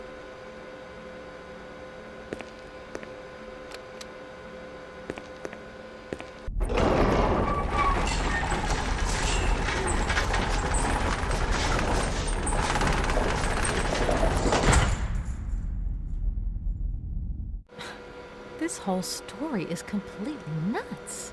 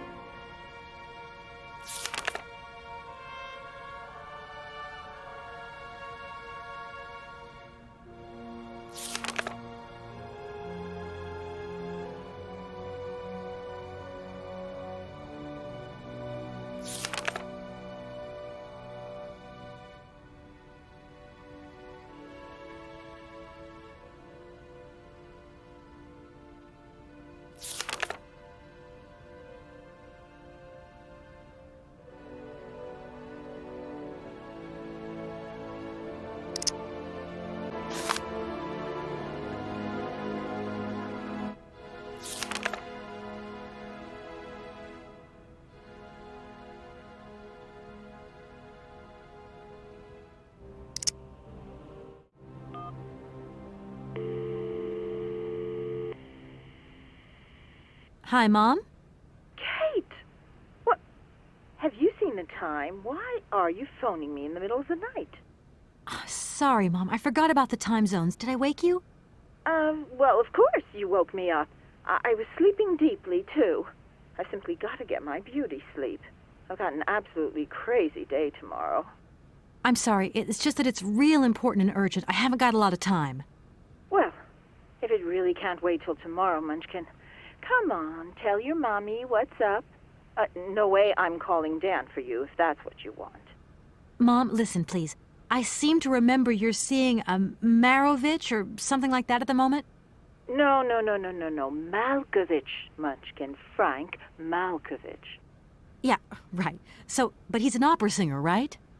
That's right. They say he had the finest voice of his time, my dear. Imagine that. That's just great. So then he must have known a famous singer called Helena Romansky. She's Russian, too. Please, if you can ask him if... Listen, honey, if it's stars you're after, Frank knows them all. I'll just wake him up and let him tell you himself. You mean he's... Frank, do you know this woman named... Oh, you do?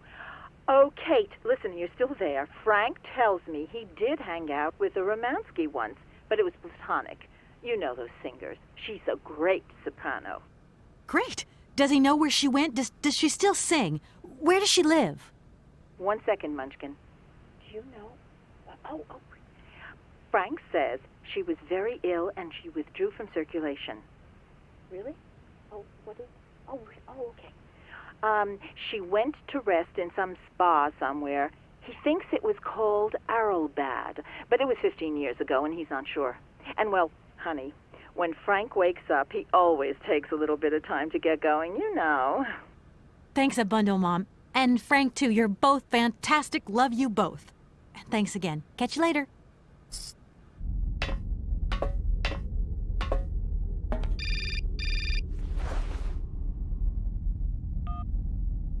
Hello?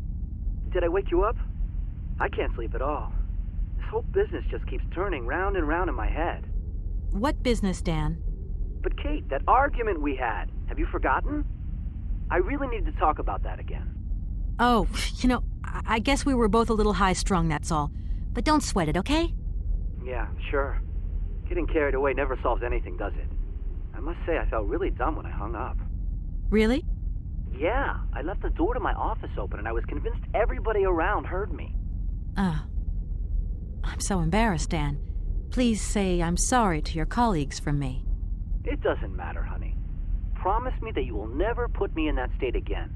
You're usually so delightful. I have the impression that this journey is putting more than distance between us. Well, it's true I'm living a whole load of new and amazing experiences. Okay, I see. And still no Hans Vorarlberg? No. Keep me posted. You know how important you are to me. Hurry home, huh? I'll try. Big hug, Dan.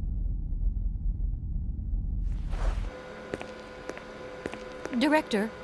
Ah, it is you, Miss Walker. Director, I think I know where Helena Romansky is. My God, you have found Helena? That is fantastic. From my research, Helena Romansky is living in Aralbad. Aralbad? Helena Romansky is in Aralbad. You know the town, then? You know where it is? Of course. It was a famous spa resort. In its heyday, Aralbad welcomed all the big wigs of the regime. To be granted a stay there was a real honor. Today, the honor has gone, along with all the generals and colonels, all washed away with the sea. It sounds like a good place if you need to take it easy or convalesce. I think Madame Romansky would be happier here.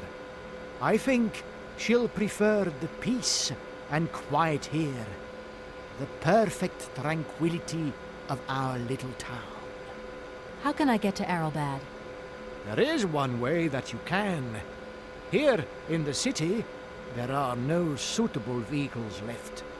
But that drunk old fool living up there, he'll have something. What drunken old fool? You mean you're not alone? What's up there? You mean you haven't noticed the space compound on the plateau? There's still some pathetic old soldier guarding it. But he's more interested these days in reaching for another bottle than reaching for the stars. And you think this gentleman could have a vehicle for me? I haven't the slightest idea. If you catch him on a good day, then maybe. But good days for him are far and few between. I wish you luck. How do I get up to the space compound, then? There is a monorail that leads up to the Cosmodrome. When you are inside, I will activate the automatic pilot. Okay, I'm going. Wish me luck. I am counting on you, Miss Walker.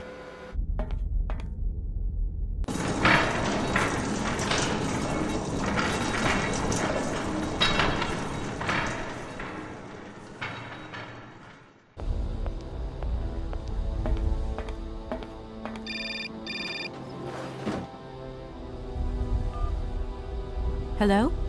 Kate! Oh, that you? How are you?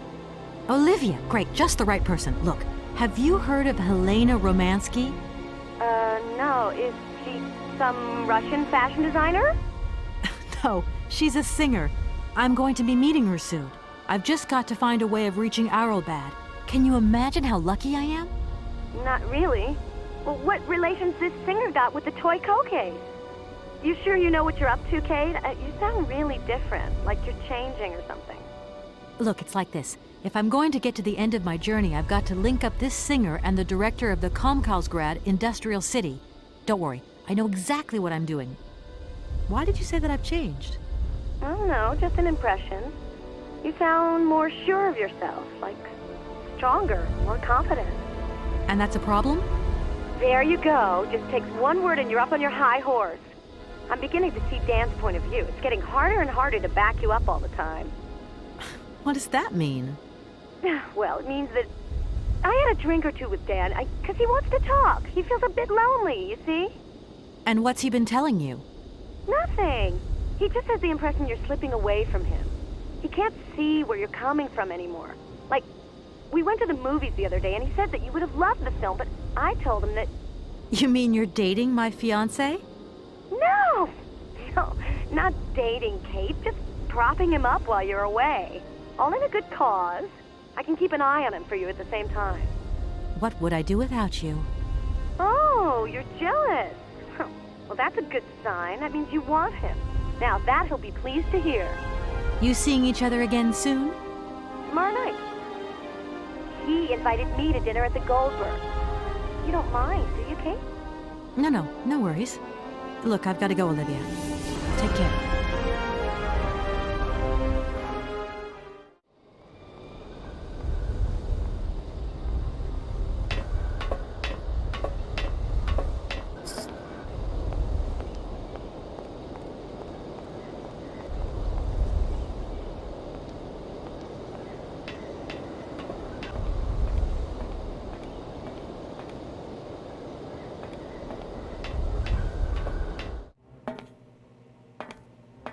Excuse me.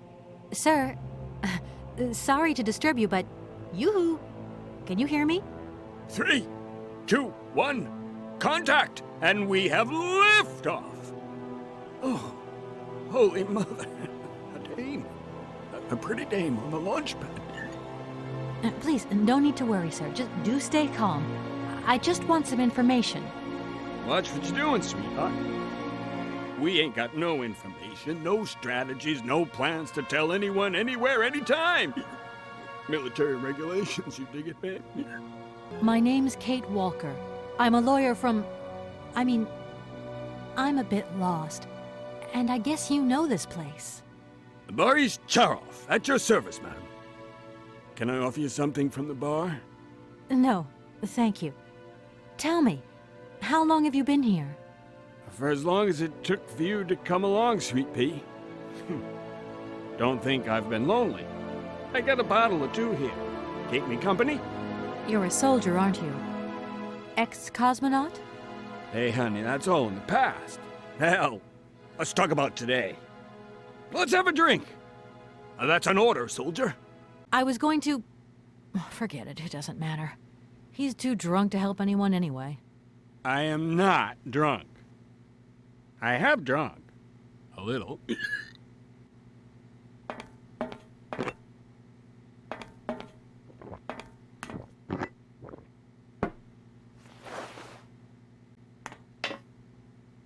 Strange.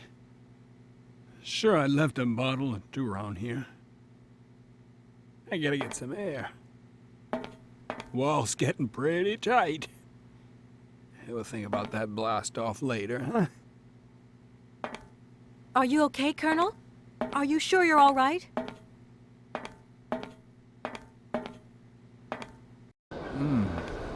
Yeah.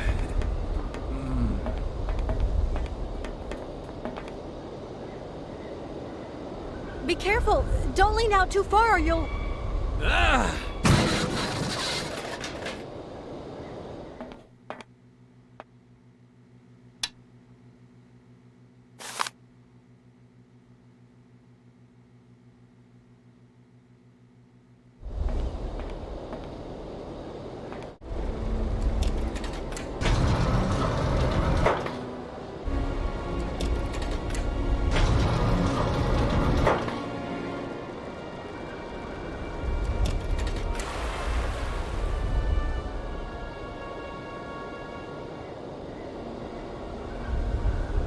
Hey, what's happening? That's water you got there. Stop it! Now! You want me to drown? Calm down, it's all right. Just a little wake-up call, that's all. You must have had quite a bit to drink. Gee, you're right there. Not the first time, either. Probably won't be the last. Man, my head. Please, could you whisper? Please, do excuse me. But it was the only way I could think of to bring you back to your senses. A little extreme, maybe. But I get the impression you're a lady who likes to see results. My name is Kate Walker. I'm a lawyer currently in charge of a special case. I'll spare you the details, but I've landed here, you see, unintentionally. It is indeed an honor to welcome you here to the Cosmodrome, ma'am. My name is Colonel Boris Sharoff. I'm a Red Army test pilot reject. Now I babysit the Komkolzgrad space complex. This is an amazing complex. Shame it's a little run down. What do you expect? Space race is yesterday's news. That's the way it is. News 1 minute, History the next. I'm looking for someone. Hans Vorarlberg. And I think he came by here about 20 years ago. Hans? You want to know if I know Hans? But of course. He invented one of the most incredible flying machines of the Cosmodrome. Christmas, good old Hans. Even after that dumb and dirty trick he played on me. But I wouldn't give to see him again. What do you mean? What did he do to you? Hans Vorarlberg and his famous flying wing. See, he invented this kind of spring-loaded launcher, capable of projecting a weird rocket into the stratosphere. It was red revolutionary hot, and I was going to be its first test pilot. Holy cow, what a job. And then several days before the launch, Hans disappears into thin air like that. Poof! The test program? Well, it's abandoned. Just disappeared like that? Without saying where he was going? You see, he wanted to hit the stars, but not with bombs, if you get my drift. And one day, Hans finally worked out what his launcher was really for. The generals have always called the shots here, you realize, and when they asked Hans to screw a nuclear warhead onto his flying wing, well, he wasn't a happy man. So he left. Just like that. If everything was ready, why didn't you just wind the thing up and go flying after all? Nobody understood machines here like Hans, especially not his own utopian inventions. You see, such inventions only live and breathe with their creator in the saddle. Without him, space travel became damn near impossible. Since then, well, I still like to travel, but in my own little way. I'm beginning to understand a bit about how Hans Vorarlberg's inventions work. What is this one like? I don't really know. As you can see, I'm a soldier, ma'am. Nothing more, nothing less. Not a goddamn aerospace engineer. Does Aralbad mean anything to you? Aralbad. It's been a long time since I heard that name. It's a spa resort, ma'am. Top brass of the regime would go there. As well as convalescing soldiers, tired politicians, profiteers and racketers, the whole caboodle. They'd go live it up, all expenses paid. One privilege I never got. Just 2 steps away from becoming the nation's hero, and no free holiday for me. And where exactly is this place? Further east. We never had to know where exactly. The airship was programmed to take vacationers there. From here. Thank you so much for helping me. I'm sorry to have woken you up like that. It's been great talking to you, ma'am. I think I'll take 40 wings right now.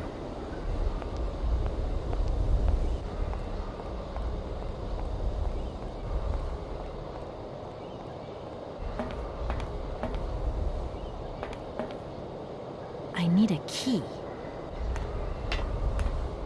Sir? Sir?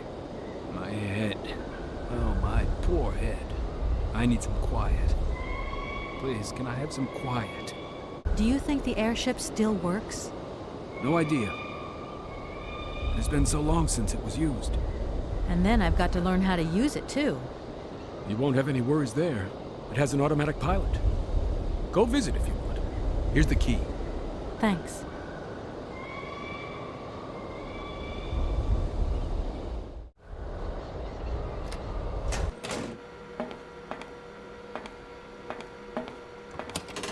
Doesn't look like that works.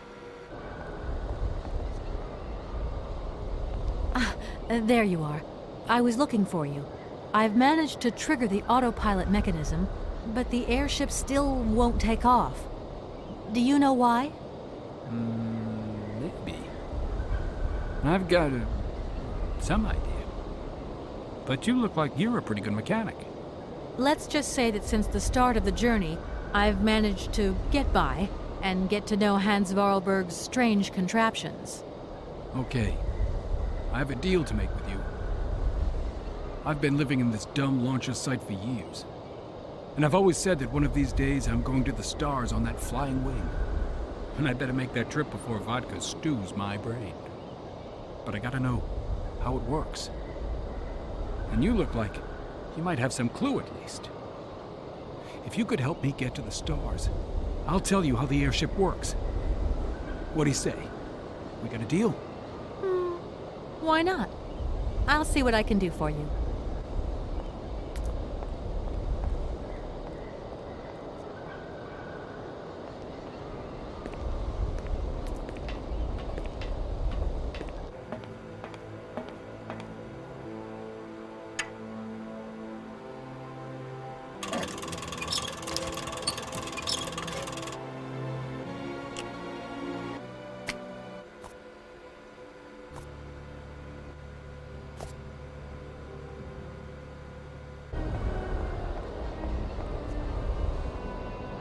Comrade Boris, I need a few drops of your blood.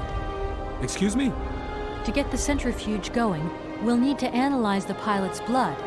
If you're going to the stars, you've got to be in good health, you see? That's why I need a blood sample. It won't hurt. There's two things a good soldier is always ready to do. Drop his pants and spill his blood. Go ahead. I'll only be needing your blood. My pleasure, ma'am.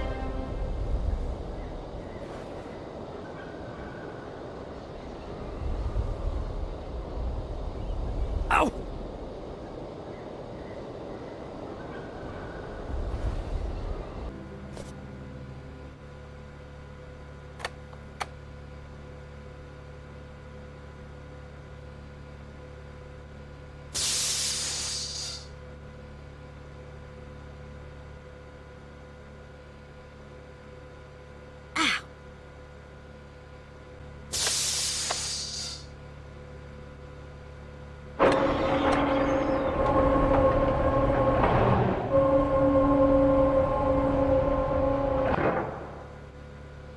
Okay, I think I've figured out how it works.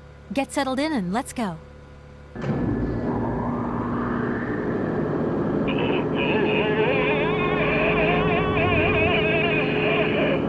Colonel, are you all right? Never been better. Head's spinning a bit, but I am used to that. I'm a professional pilot.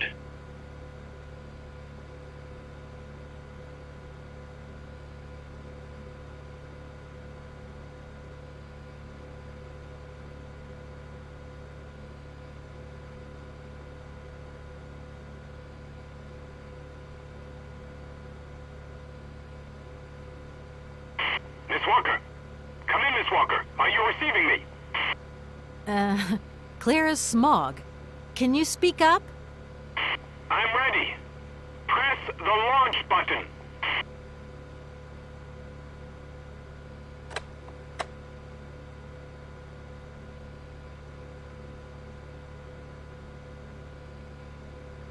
Takeoff procedure engaged. Countdown commencing. Colonel, you've forgotten to tell me the secret of the airship. What do I have to do? The airship will need to be right up.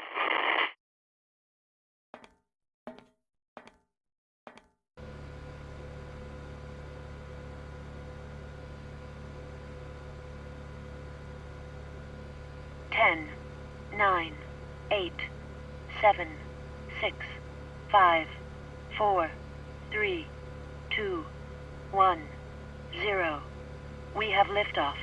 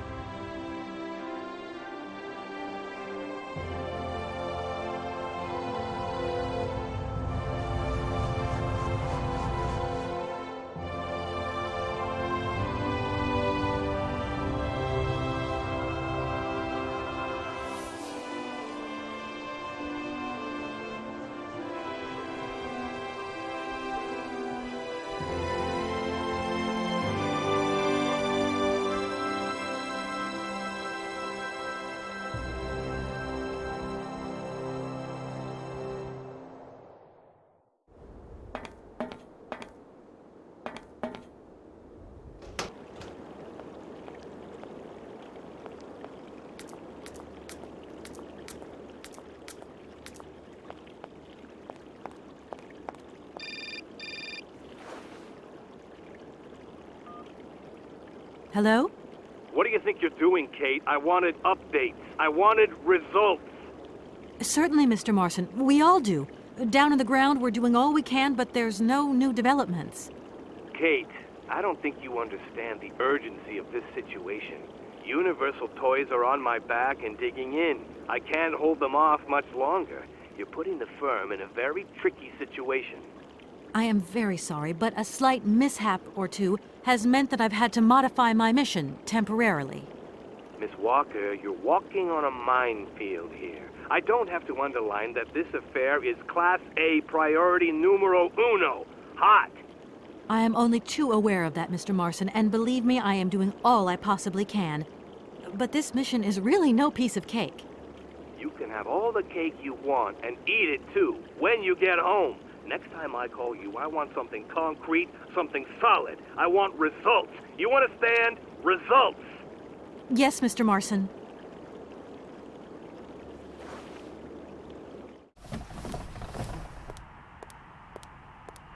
Good morning, sir. Good day to you, ma'am, and welcome to the Hotel Kronsky. I don't expect you've made a reservation, have you? Well, no matter. We've got a few rooms left with a sea view. By far the best on offer. Well, actually I wasn't counting on staying in Aralbad. I see. It's like that then. So, what can I do for you? Let me introduce myself. I'm Kate Walker. I'm a lawyer sent by a major American law firm to take care of a delicate inheritance case. Ah, very pleased to meet you, Miss Walker. Felix Smetana at your service. I'm the receptionist of this establishment. Between you and me and the brick wall, I often play the role of general manager here, too. These days the place ain't what it used to be. This hotel is truly incredible, though. It's kind of sumptuous in an old-fashioned way. You should see how sumptuous our suites are. For more than a whole century, they have accommodated some of the world's greats. Would you like to take one? No, it's okay, thank you. I'm not staying. I've got to get away. I'm expected. Right. Well, in that case, I don't see what I can do for you. I want to meet someone who lives here. That's very inconvenient. None of my customers said they were expecting someone. You can't just turn up like that. We've got a very strict policy. In this day and age, the hotel ain't too open to, impromptu visits from any Tom, Dick, or Harry. Please, I absolutely must speak with her. It's very important. If it was that important, all you had to do was ring the hotel. People come here to rest, you see, to get away from the world, which ain't turning so good these days. Don't let me keep you. Good day to you, ma'am. Honestly, if I could have called, I would have called, but I couldn't. So please, can you bend the rules just a little, sir? Ma'am, in this hotel, we don't bend nothing for no one. With respect.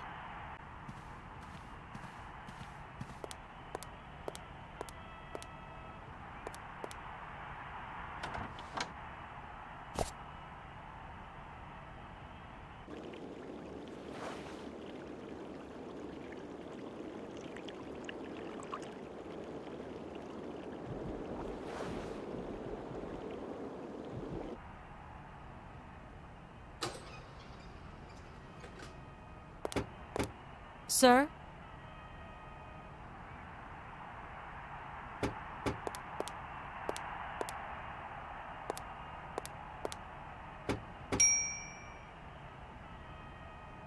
What the hell was that?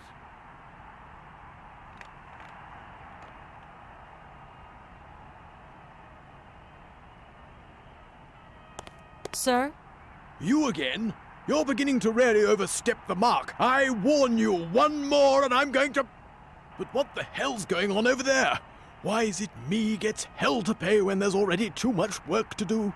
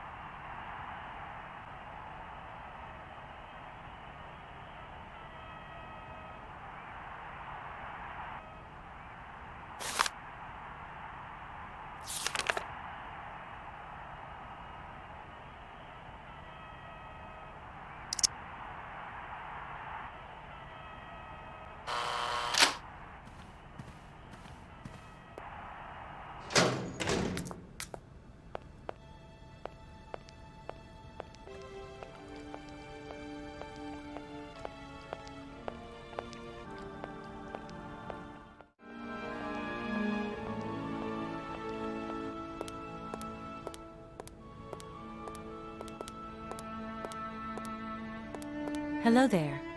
Good afternoon, miss. Are you the hotel barman? My name is James, miss. James, the automaton nurse. I am not a barman. I'm sorry. I didn't want to upset you. If you don't mind, miss, I would appreciate it if you would just be a little more rigorous in the terms you employ in the future. I'm looking for Madame Romansky. Do you know where she is? 3:30 to 4:30 p.m., Madame Romansky takes her daily constitutional on the pier. Tea is served at 5 o'clock sharp. Is it possible to go see her? As you wish, but do pay attention to the salt wind.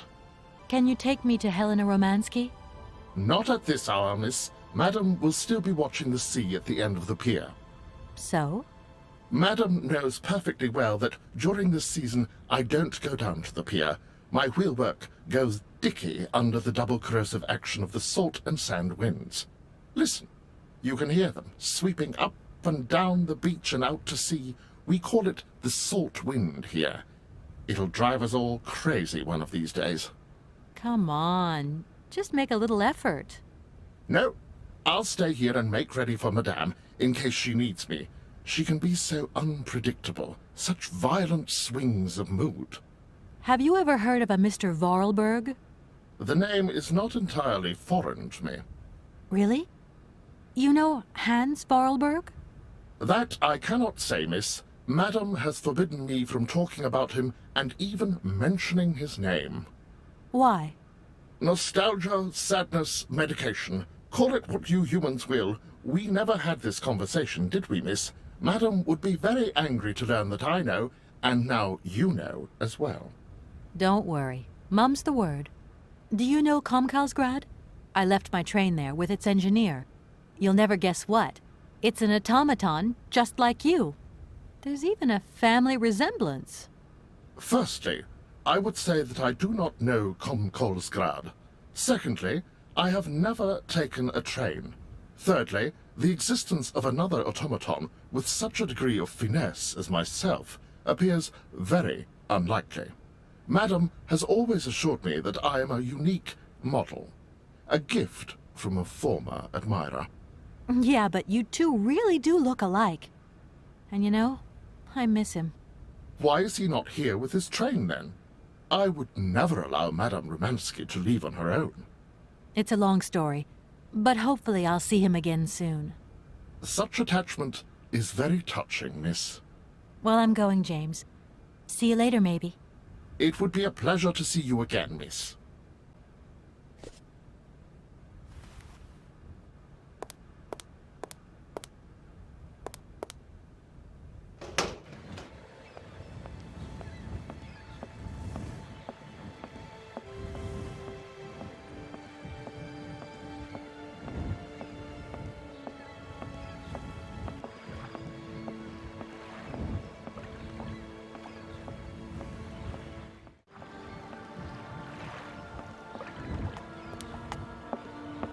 Madame Romansky? Madame Helena Romansky? Who are you? What do you want? I'm sorry to disturb you, ma'am. My name's Kate Walker. I've come on behalf of Frank Malkovich. Ah, Malkovich, the old son of a gun. Are you one of his relatives? Not exactly. He's a good friend of my mother's. He told me you might be here in Aralbad. I'm American, a lawyer. To what do I owe your visit? You have come so far. It must be important. Indeed it is. I have very delicate and pressing business to attend to. I have just left... Later, my dear, later. I have a slight headache. This hotel mask, they pinch so. I have to go in. Please, could you be so kind as to call my valet? Your valet? Of course. You back here again? How dare you show your damn face back here? Get out of here immediately! Please, I absolutely must find... Miss Romansky! Oh, yes, I'm sorry. She managed to lie her way in here. Don't matter how vigilant you are, there's always one. But it won't happen again. She'll be out on her ear before you can say, I hope she hasn't upset you too much. Oh, Felix. Stop being such a grizzly bear. This woman is my guest. She's your guest? But that ain't possible. This vandal didn't even know you 3 hours ago. Be quiet, Felix, before you offend someone. Miss Romansky, please. This maniac turned up earlier and tried to wreck the fountain. If it wasn't for the... I said enough, Felix. Please treat Miss Walker with the respect befitting one of my friends. Don't touch and don't swear. Have I made myself clear, Mr. Smetana? Yes, yes, crystal clear, Madame Romansky. Please do accept my humble apologies. Very good, Felix. You may go now.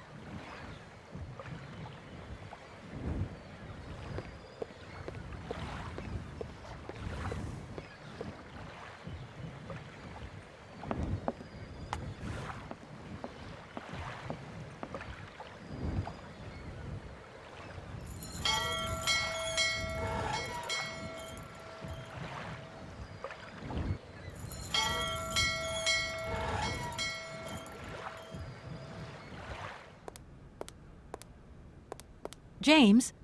James, where are you? I've rung for you several times. Madame Romansky wants you to bring her back inside. Several times, you say? Are you sure? I didn't hear anything. That's right, several times. Quick, go and get her. This really is most tiresome, miss.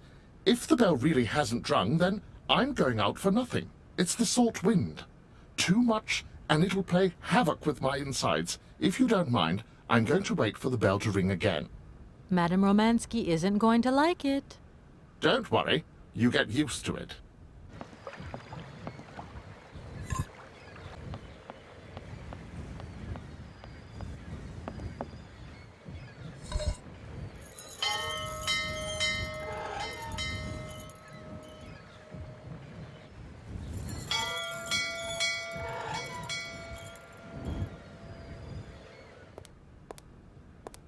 James, what are you waiting for? Don't tell me you didn't hear the bell this time. The bell did indeed ring, but it is very windy outside, isn't it? Yeah, it is a bit gusty. But what's that got to do with it? Madam doesn't understand.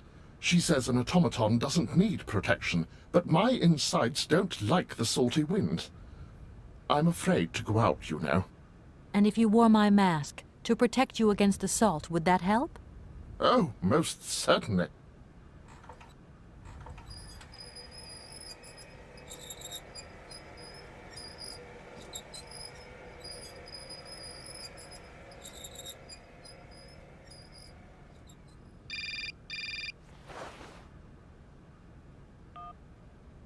Katie Pooh. So, have you met her yet? This Helena person? What's she like? Does she remember Frank? Hi, Mom. Yeah, sure. I met her, and yeah, she's living in Aralbad. You can thank Frank for me again. I'll remember too, honey. So, what's Aralbad like? Maybe Frank can take me there one day. It's this seaside resort, Ma, but it isn't what it used to be. You'd be real disappointed. Maybe you're right. So, when are you coming home? Is that mission all over then? Not really, Ma. I still haven't found the heir I'm looking for to wrap up the case. Helena Romansky's a kind of detour here. Listen, Munchkin, I get the distinct impression that you're being led up the garden path. Why don't you just come home, tell your boss this heir just doesn't exist, that you've done all you can, et voila. Do you want me to call him for you? Ma, please, don't get involved. Looking for Hans Vorarlberg is what I'm being paid for. But I also just want to find him for myself. Honestly, you're just as stubborn as your father. Don't complain that your mother didn't warn you. Don't worry, I won't.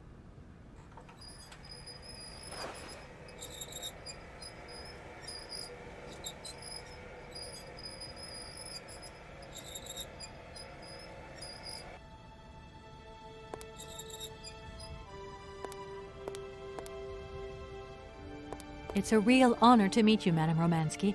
People have told me so much about you. People still talk about me? Oh dear. Of course. Everyone tells me how wonderful you were. How you were one of the greatest singers of the century. Ah, so I was, my dear. But surely you didn't come here just to dig up the past. Like I said, I'm a lawyer, and to tell you the truth, I don't know much about classical music. But after talking to Mr. Borodin and Mr. Malkovich, they really made me want to hear you. Oh, you are too late, my child. 10 years too late. And how is dear Frank? Do tell me. Oh, I am still angry with him for leaving like that to America. Don't be offended, but I never suspected those cowboys actually have an ear for real music. I don't think he sings much anymore. The odd gala, the odd charity event. Anyway, he sends his love. Oh, his love? Do you hear that, James? There is someone who still loves me on the other side of the Atlantic. Never said they didn't, madam. What about this other gentleman? What is his name? Borodin? Do I know him? Yes, you once sang in Komkolzgrad. An incredible recital, if the director's account is anything to go by. If you only knew how moved he still is. He's another one who still adores you.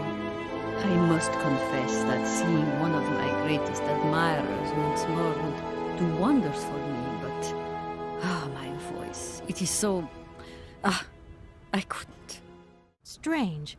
I get the impression that Hans Vorarlberg turned up here, too. You know Hans Vorarlberg? Not exactly. I'm looking for him to sort out this inheritance case.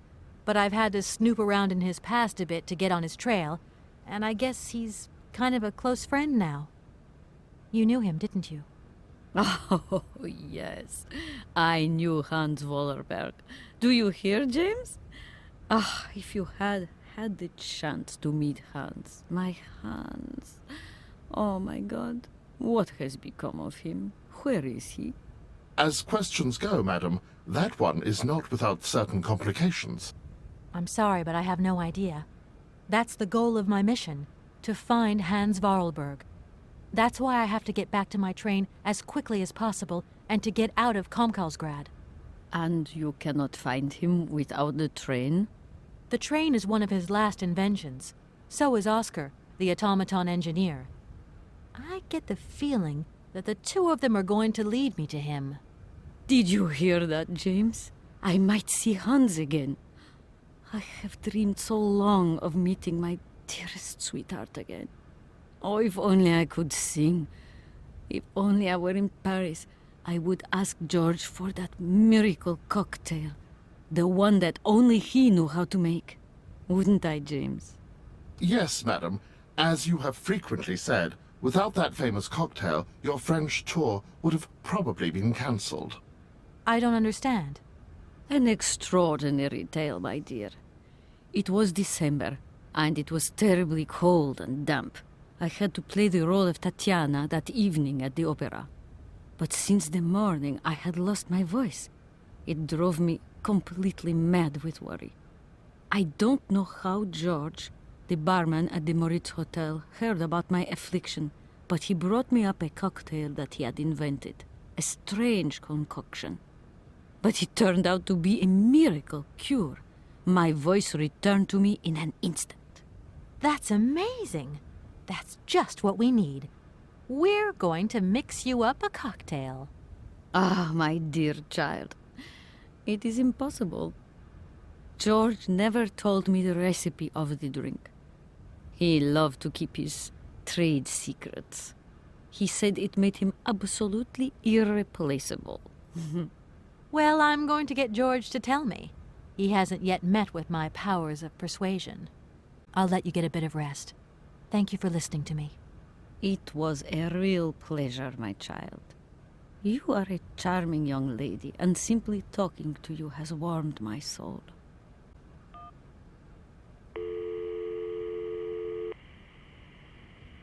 Hello, Hotel Moritz? Reception here. Can I help you? I'd like to talk to Mr. George. He's a barman at your hotel. I'll connect you with the bar. Just a moment.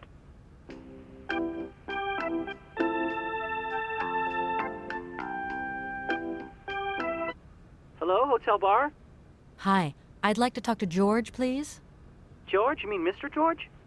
Yeah, probably. He must have been a barman at the Moritz in the 50s? Well, don't want to disappoint you, but Mr. George stopped working here quite a while ago. What was it about?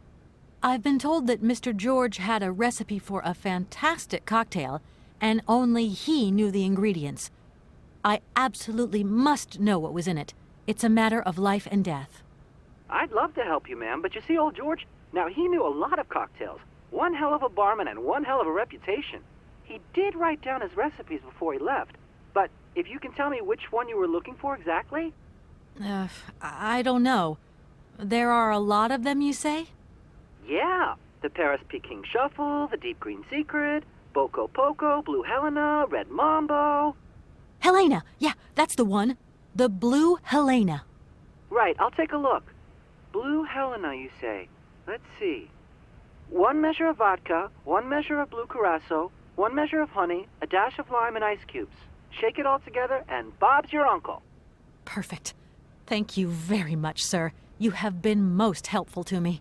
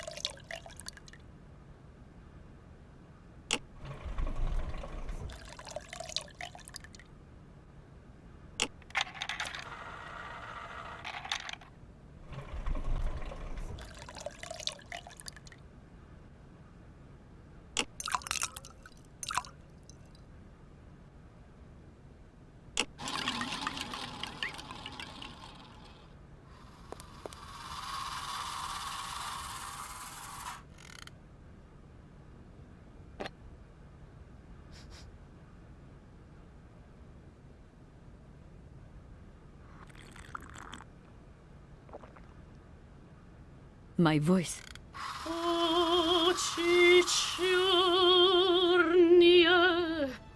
My God, that is atrocious. Horrific. It was too good to be true. George's Blue Helena is powerless. Ineffective on the voice of an old woman. But your voice is perfect. Don't be so down on yourself. You just need to warm up a bit, that's all. After all these years, it's to be expected. No, I am very grateful for all your efforts, but really, I cannot go on stage with such a puny, pathetic voice. My performance would be so poor. I would get such bad reviews. You've just got to get your confidence back. Hasn't she, James? I must concur, madam. It sounds to me like your voice is fully restored. James, be quiet. You are a sniveling little creep. The Blue Helena really does have a magical effect. Your voice is sensational. I am not convinced. If my voice has really returned, it is not ready. It is still not powerful enough. I tell you, you're wrong. The Komkolzgrad director is going to be amazed. My dear, how little you know. I remember a time, madam, when you would test your vocal prowess by breaking crystal tableware and decorations. Ah, those were the days. Shards of crystal. I could never do that now.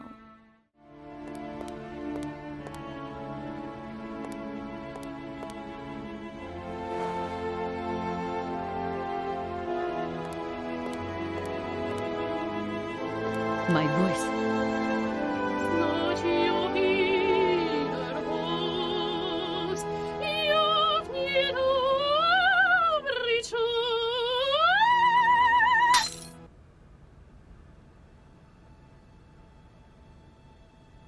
My God, what have I done? My voice has returned. Did you hear that, James? My voice has returned. Your voice is still as magnificent as ever, madam. But please don't forget, you're no spring chicken these days. Time has taken its toll. And you're not the toy boy you once were either, James. I hope you have fun on your own. Madam, leaving you is quite out of the question. Don't be stupid, James. What would you do there? Your place is here. You must prepare my return. Madam, I won't insist. Adventure is not an integral part of my action functionalities. Maybe you're right, madam. As ever. Do I understand correctly that you're going to go with me to Komkolzgrad? You do, my dear. We're going on tour, my dear. Anchors away. I'll go back to the airship to prepare my departure. You can join me there when you're ready. James! Take me to my room. I must prepare. Quick! Quick! What are you waiting for? My fans are waiting for me. Are you sure you're sure about this, madam? Shut up, James, and put your foot on it.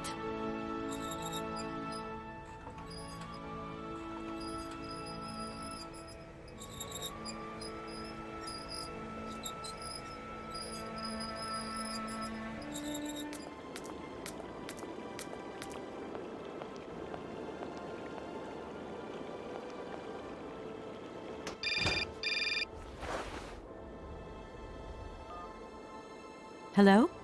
Hi, it's me, Olivia. Hey, sweetie, what's new? How was it at the Goldbergs, then? Like, alcoholic. Is that all? What's up? Cat got your tongue? Well, tell me what you're up to. How's the case going? How's that Romansky chick? You don't think it's dragging out too long? I haven't had the time to get bored, I can tell you that, but... Hey, Olivia, what's the matter? You didn't even answer my question. That's so unlike you. Did I tell you I bought this really cool blue silk top? Olivia, what are you hiding? Come on out with it. You've got me worried. Oh, Kate, I'm sorry. I've done something horrible. I can't sleep anymore. I can't eat. I keep wanting to hurl. Olivia, tell me what's going on. Dan! What about Dan? Has something happened to him? You're gonna hate me for the rest of your life, and you'd be right. In your situation, What? After the Goldbergs, Dan took me home. We were a bit, we shouldn't have drunk so much. He came up to mine to have a nightcap, and then... Okay, you're gonna hate me. Please hate me. I got it. It's all my fault. I could never tell you that I've had the hots for Dan for ages, because you're my friend and you were engaged and all, but then we got so close lately, and I just lost sight of what's right and what's wrong. Kate, the guilt is killing me. I want to die. Look, don't bust a gut over it. You and Dan, it's like not real right now. I gotta go, Olivia. I need to process this new bit of data. Are you like some automaton or something? Kate, please. I'm hanging up now. I want to be on my own.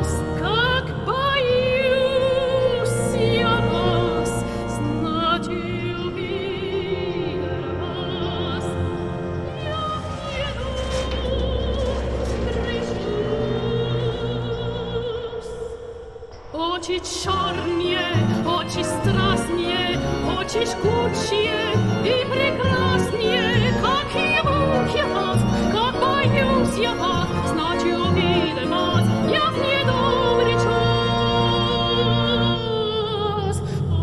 Очень чернее, очень страстнее, очень жгучее и прекраснее, как я пью я вас, как боюсь я вас, ночью видя вас, я бричу.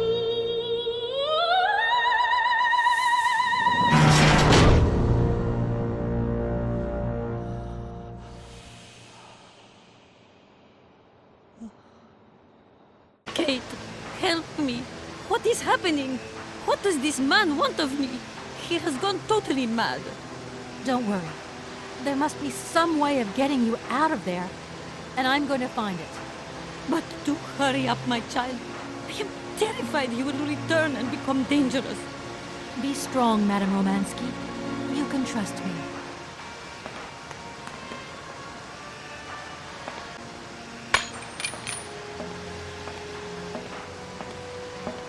Ah, at last, young lady. I was beginning to be desperate. I came as fast as I could. Now hurry. Get out of here quickly before that maniac notices. I've got to get Oscar's hands back.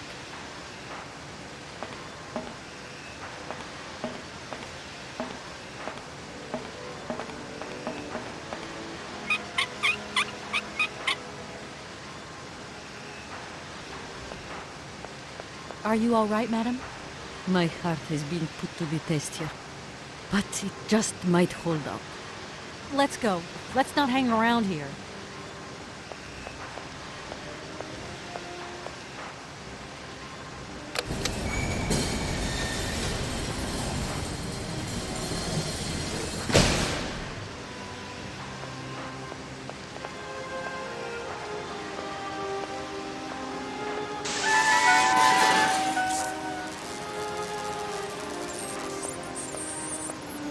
Oh! My God! What has happened now? Ha ha! Nice try, Miss Walker. But you are not strong enough. Not for me. So you can stop playing games now. Return the hands to me. And bring Madame Romansky back, or I shall not be responsible for my actions. You don't scare me, you old lunatic. Helena, grab the hands and get back to the train. Tell Oscar to get ready to leave. I'm gonna find a way out of this lousy factory.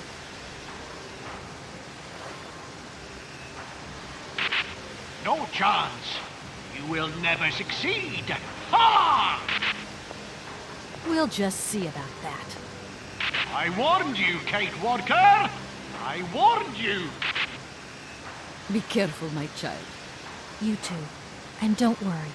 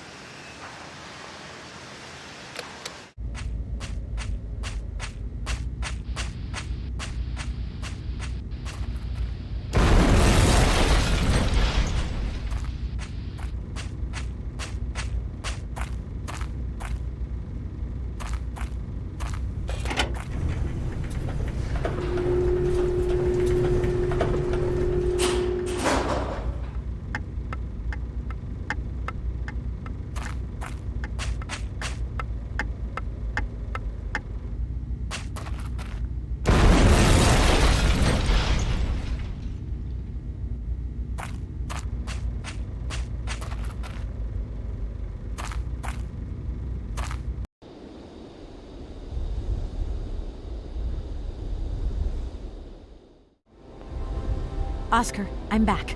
Let's get out of here. What a pleasure it is to see you again, Kate Walker. Please take your seat with Miss Helena in the carriage. She simply is a charming lady. She helped me screw my hands back on. I must inform you, though, that regulations make no provision for supplementary passengers. I hope that you still have your ticket for Aralbad. Oscar! Message received and understood, Kate Walker. Departure imminent.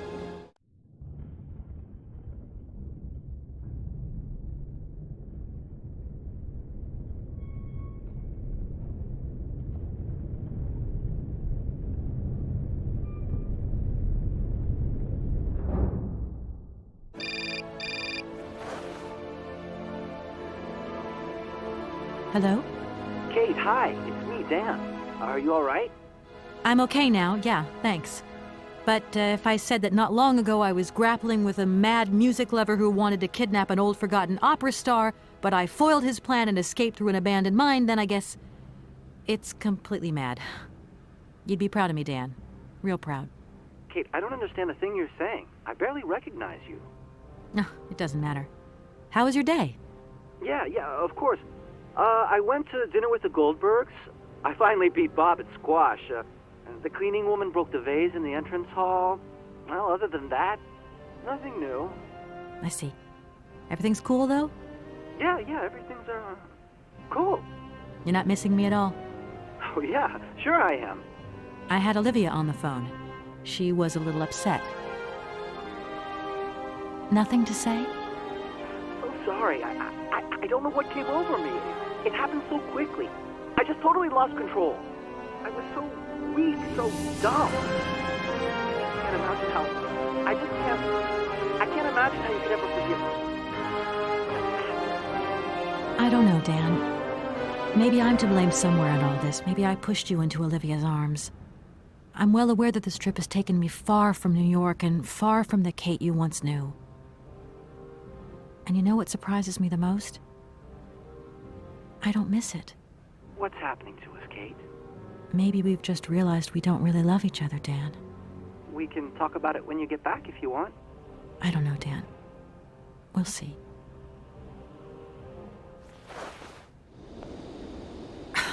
What is it this time? Large iron rods have emerged from between the huge legs of the giant statue. The track is now completely blocked. But that's absolutely crazy. Will that madman never get off our case? I'm gonna see what I can do.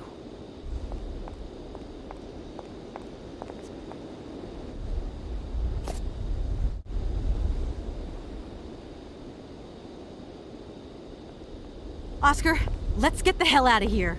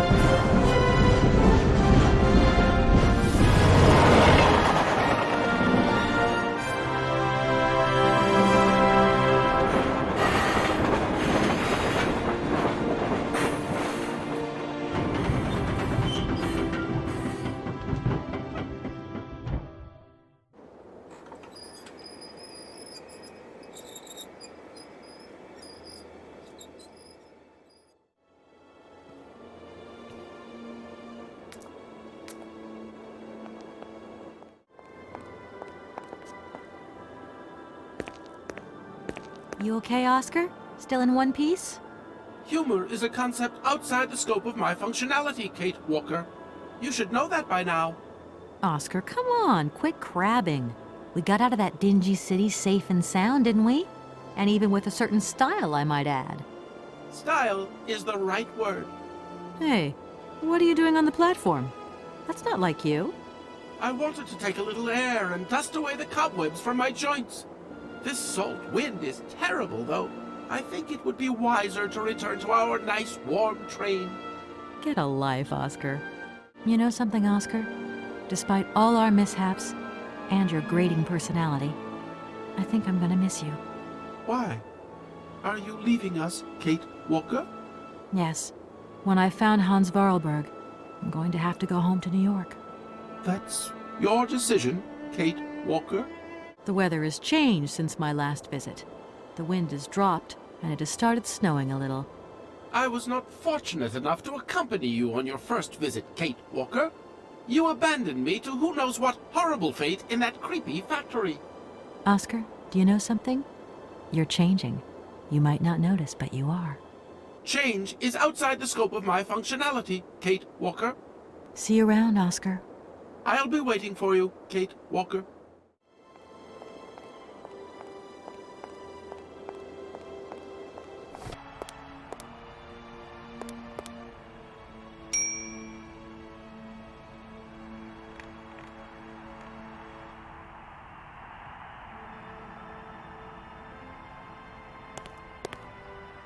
Mr. Felix, sir. What can I do for you, ma'am? I never thought that I'd travel so far away from home. You're still young, ma'am. Open those big brown eyes of yours and see the world.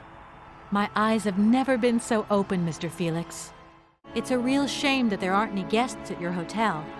We had our moment of glory, but now it's all in the past. That's all. Doesn't it make you sad? Why should it? Once upon a time I met the greatest of the great. Now I got my memories. Sweet memories. Goodbye, Mr. Felix. You haven't changed your mind, then? I could do you a good deal on the royal suite. Thanks very much, but I really must be going.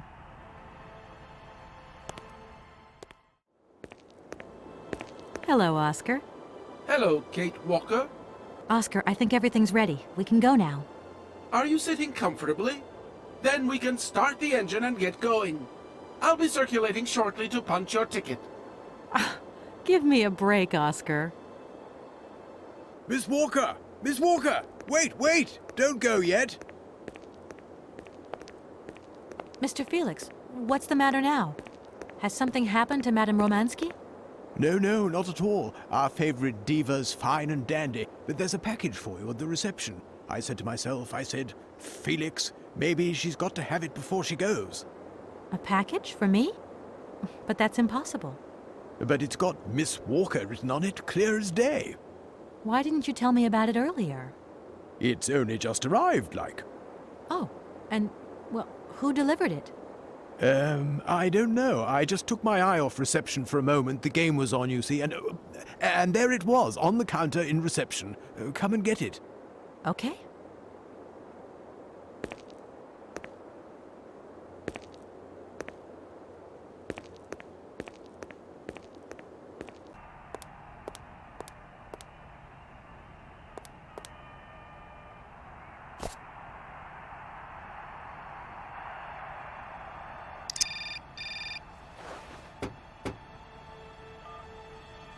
Hello?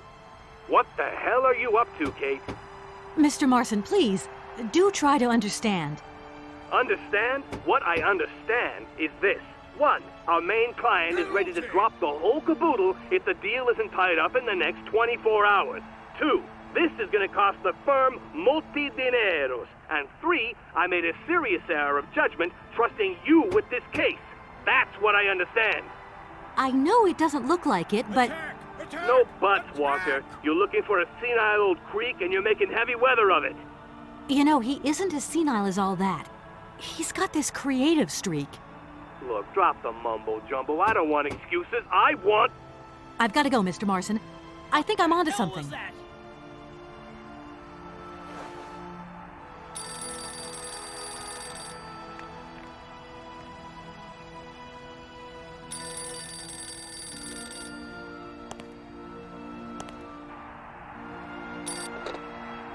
Hello, reception here. Felix Massana at your service. Yes, ma'am. Yes. Yes, she's right here in front of me, ma'am. Immediately. Please, be my guest. Miss Walker, Madame Romansky would like you to join her at the hotel bar as quickly as possible. I'm going.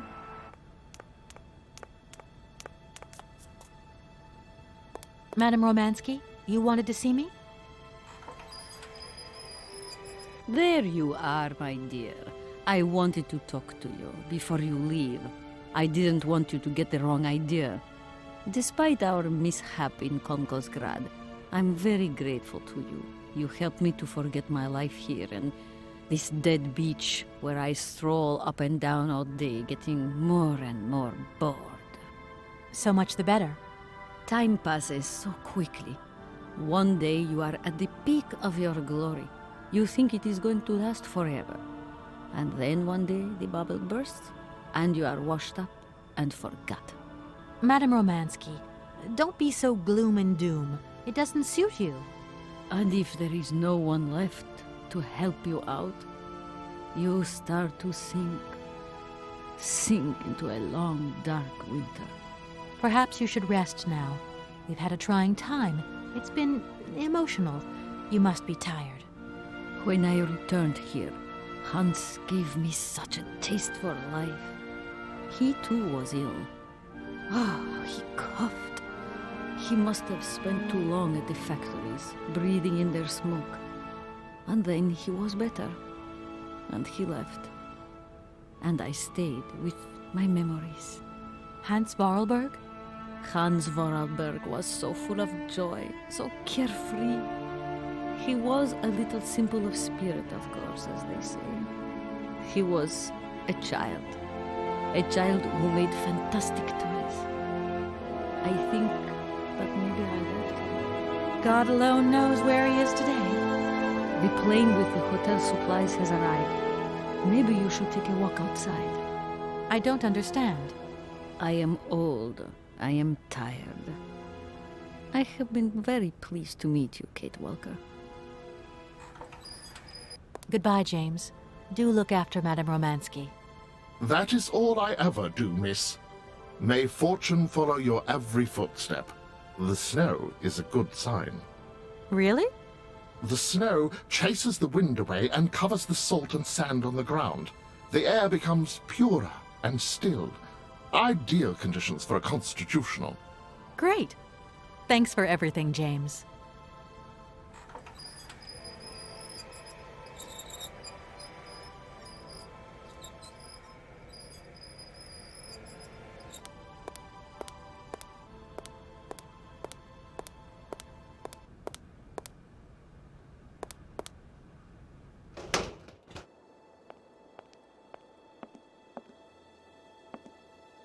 Good morning, sir. Mr. Vorarlberg? Hans Vorarlberg? You've brought the train, then. That's good. Mr. Vorarlberg, you have no idea how pleased I am to meet you at last. I'm Kate... Where is Anna? Your sister has passed away, Mr. Vorarlberg. I am sorry. Truly sorry. Ah, okay. Otherwise, it's Anna who would have come, right? Not you. I guess you're right, Mr. Vorarlberg. My name's Kate Walker. Kate Walker. Okay, I'm going away on the train. A long way away. Where's that? That way. Syberia. Syberia. I'm sorry. Mr. Vorarlberg, I've been ordered to tie up the buyout of your factory in Valadilene. It's, my job, you understand. Anna told me. The automatons. That's over now, isn't it? Mr. Vorarlberg, the factory belongs to you now, and I need your signature to tie up the deal. Okay. Then I'm going away on the train. Here's the sales contract. I'll give you some time to look it over. Your sister already agreed to the terms. All we need now is your signature.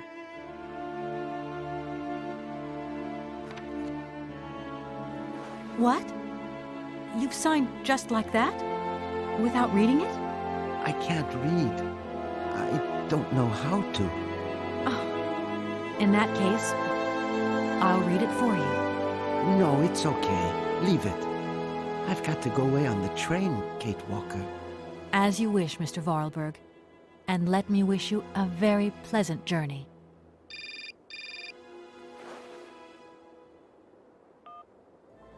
Yes? Listen, Walker, I've decided to send over some backup. No need, Mr. Marson. What do you mean? Hans Vorarlberg has just signed. Everything's hunky-dory. Are you saying that... Yep. That Vorarlberg Manufacturing is now the exclusive property of the Universal Toy Company. But... that's great news. Good work. Excellent work, Walker. A real masterstroke. I knew I could count on you, Kate. I congratulate you. Thank you, sir. Right, now get back here as quick as you can. I want those papers on my desk tomorrow. My secretary will organize a meeting with Universal Toys immediately. You'll no doubt want to hand over the contract yourself. And now that I think of it, I've got no one on the Schwann Airport case. Big trial coming up. A real opportunity. The job is yours. My little way of saying thank you, Kate Walker. You're too kind. You have a great career as a lawyer ahead of you, Kate. See you tomorrow. Well done again, and don't lose those papers, huh? Now that would be the dumbest thing. Sure. Real dumb. Kate Walker? Yes, Mr. Vorarlberg? Are you coming on the train too, Kate Walker? No, that really wasn't in the plan. But thanks for offering. This adventure's all over for me now, Mr. Vorarlberg. Too bad.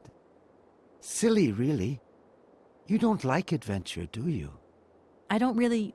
I mean, maybe there's... It's not easy to say. Yes?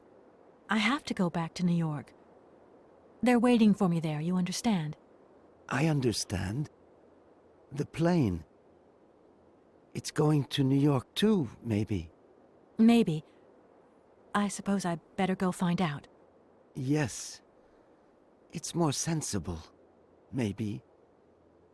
See you later, Kate Walker. Yes. See you later, Mr. Vorarlberg.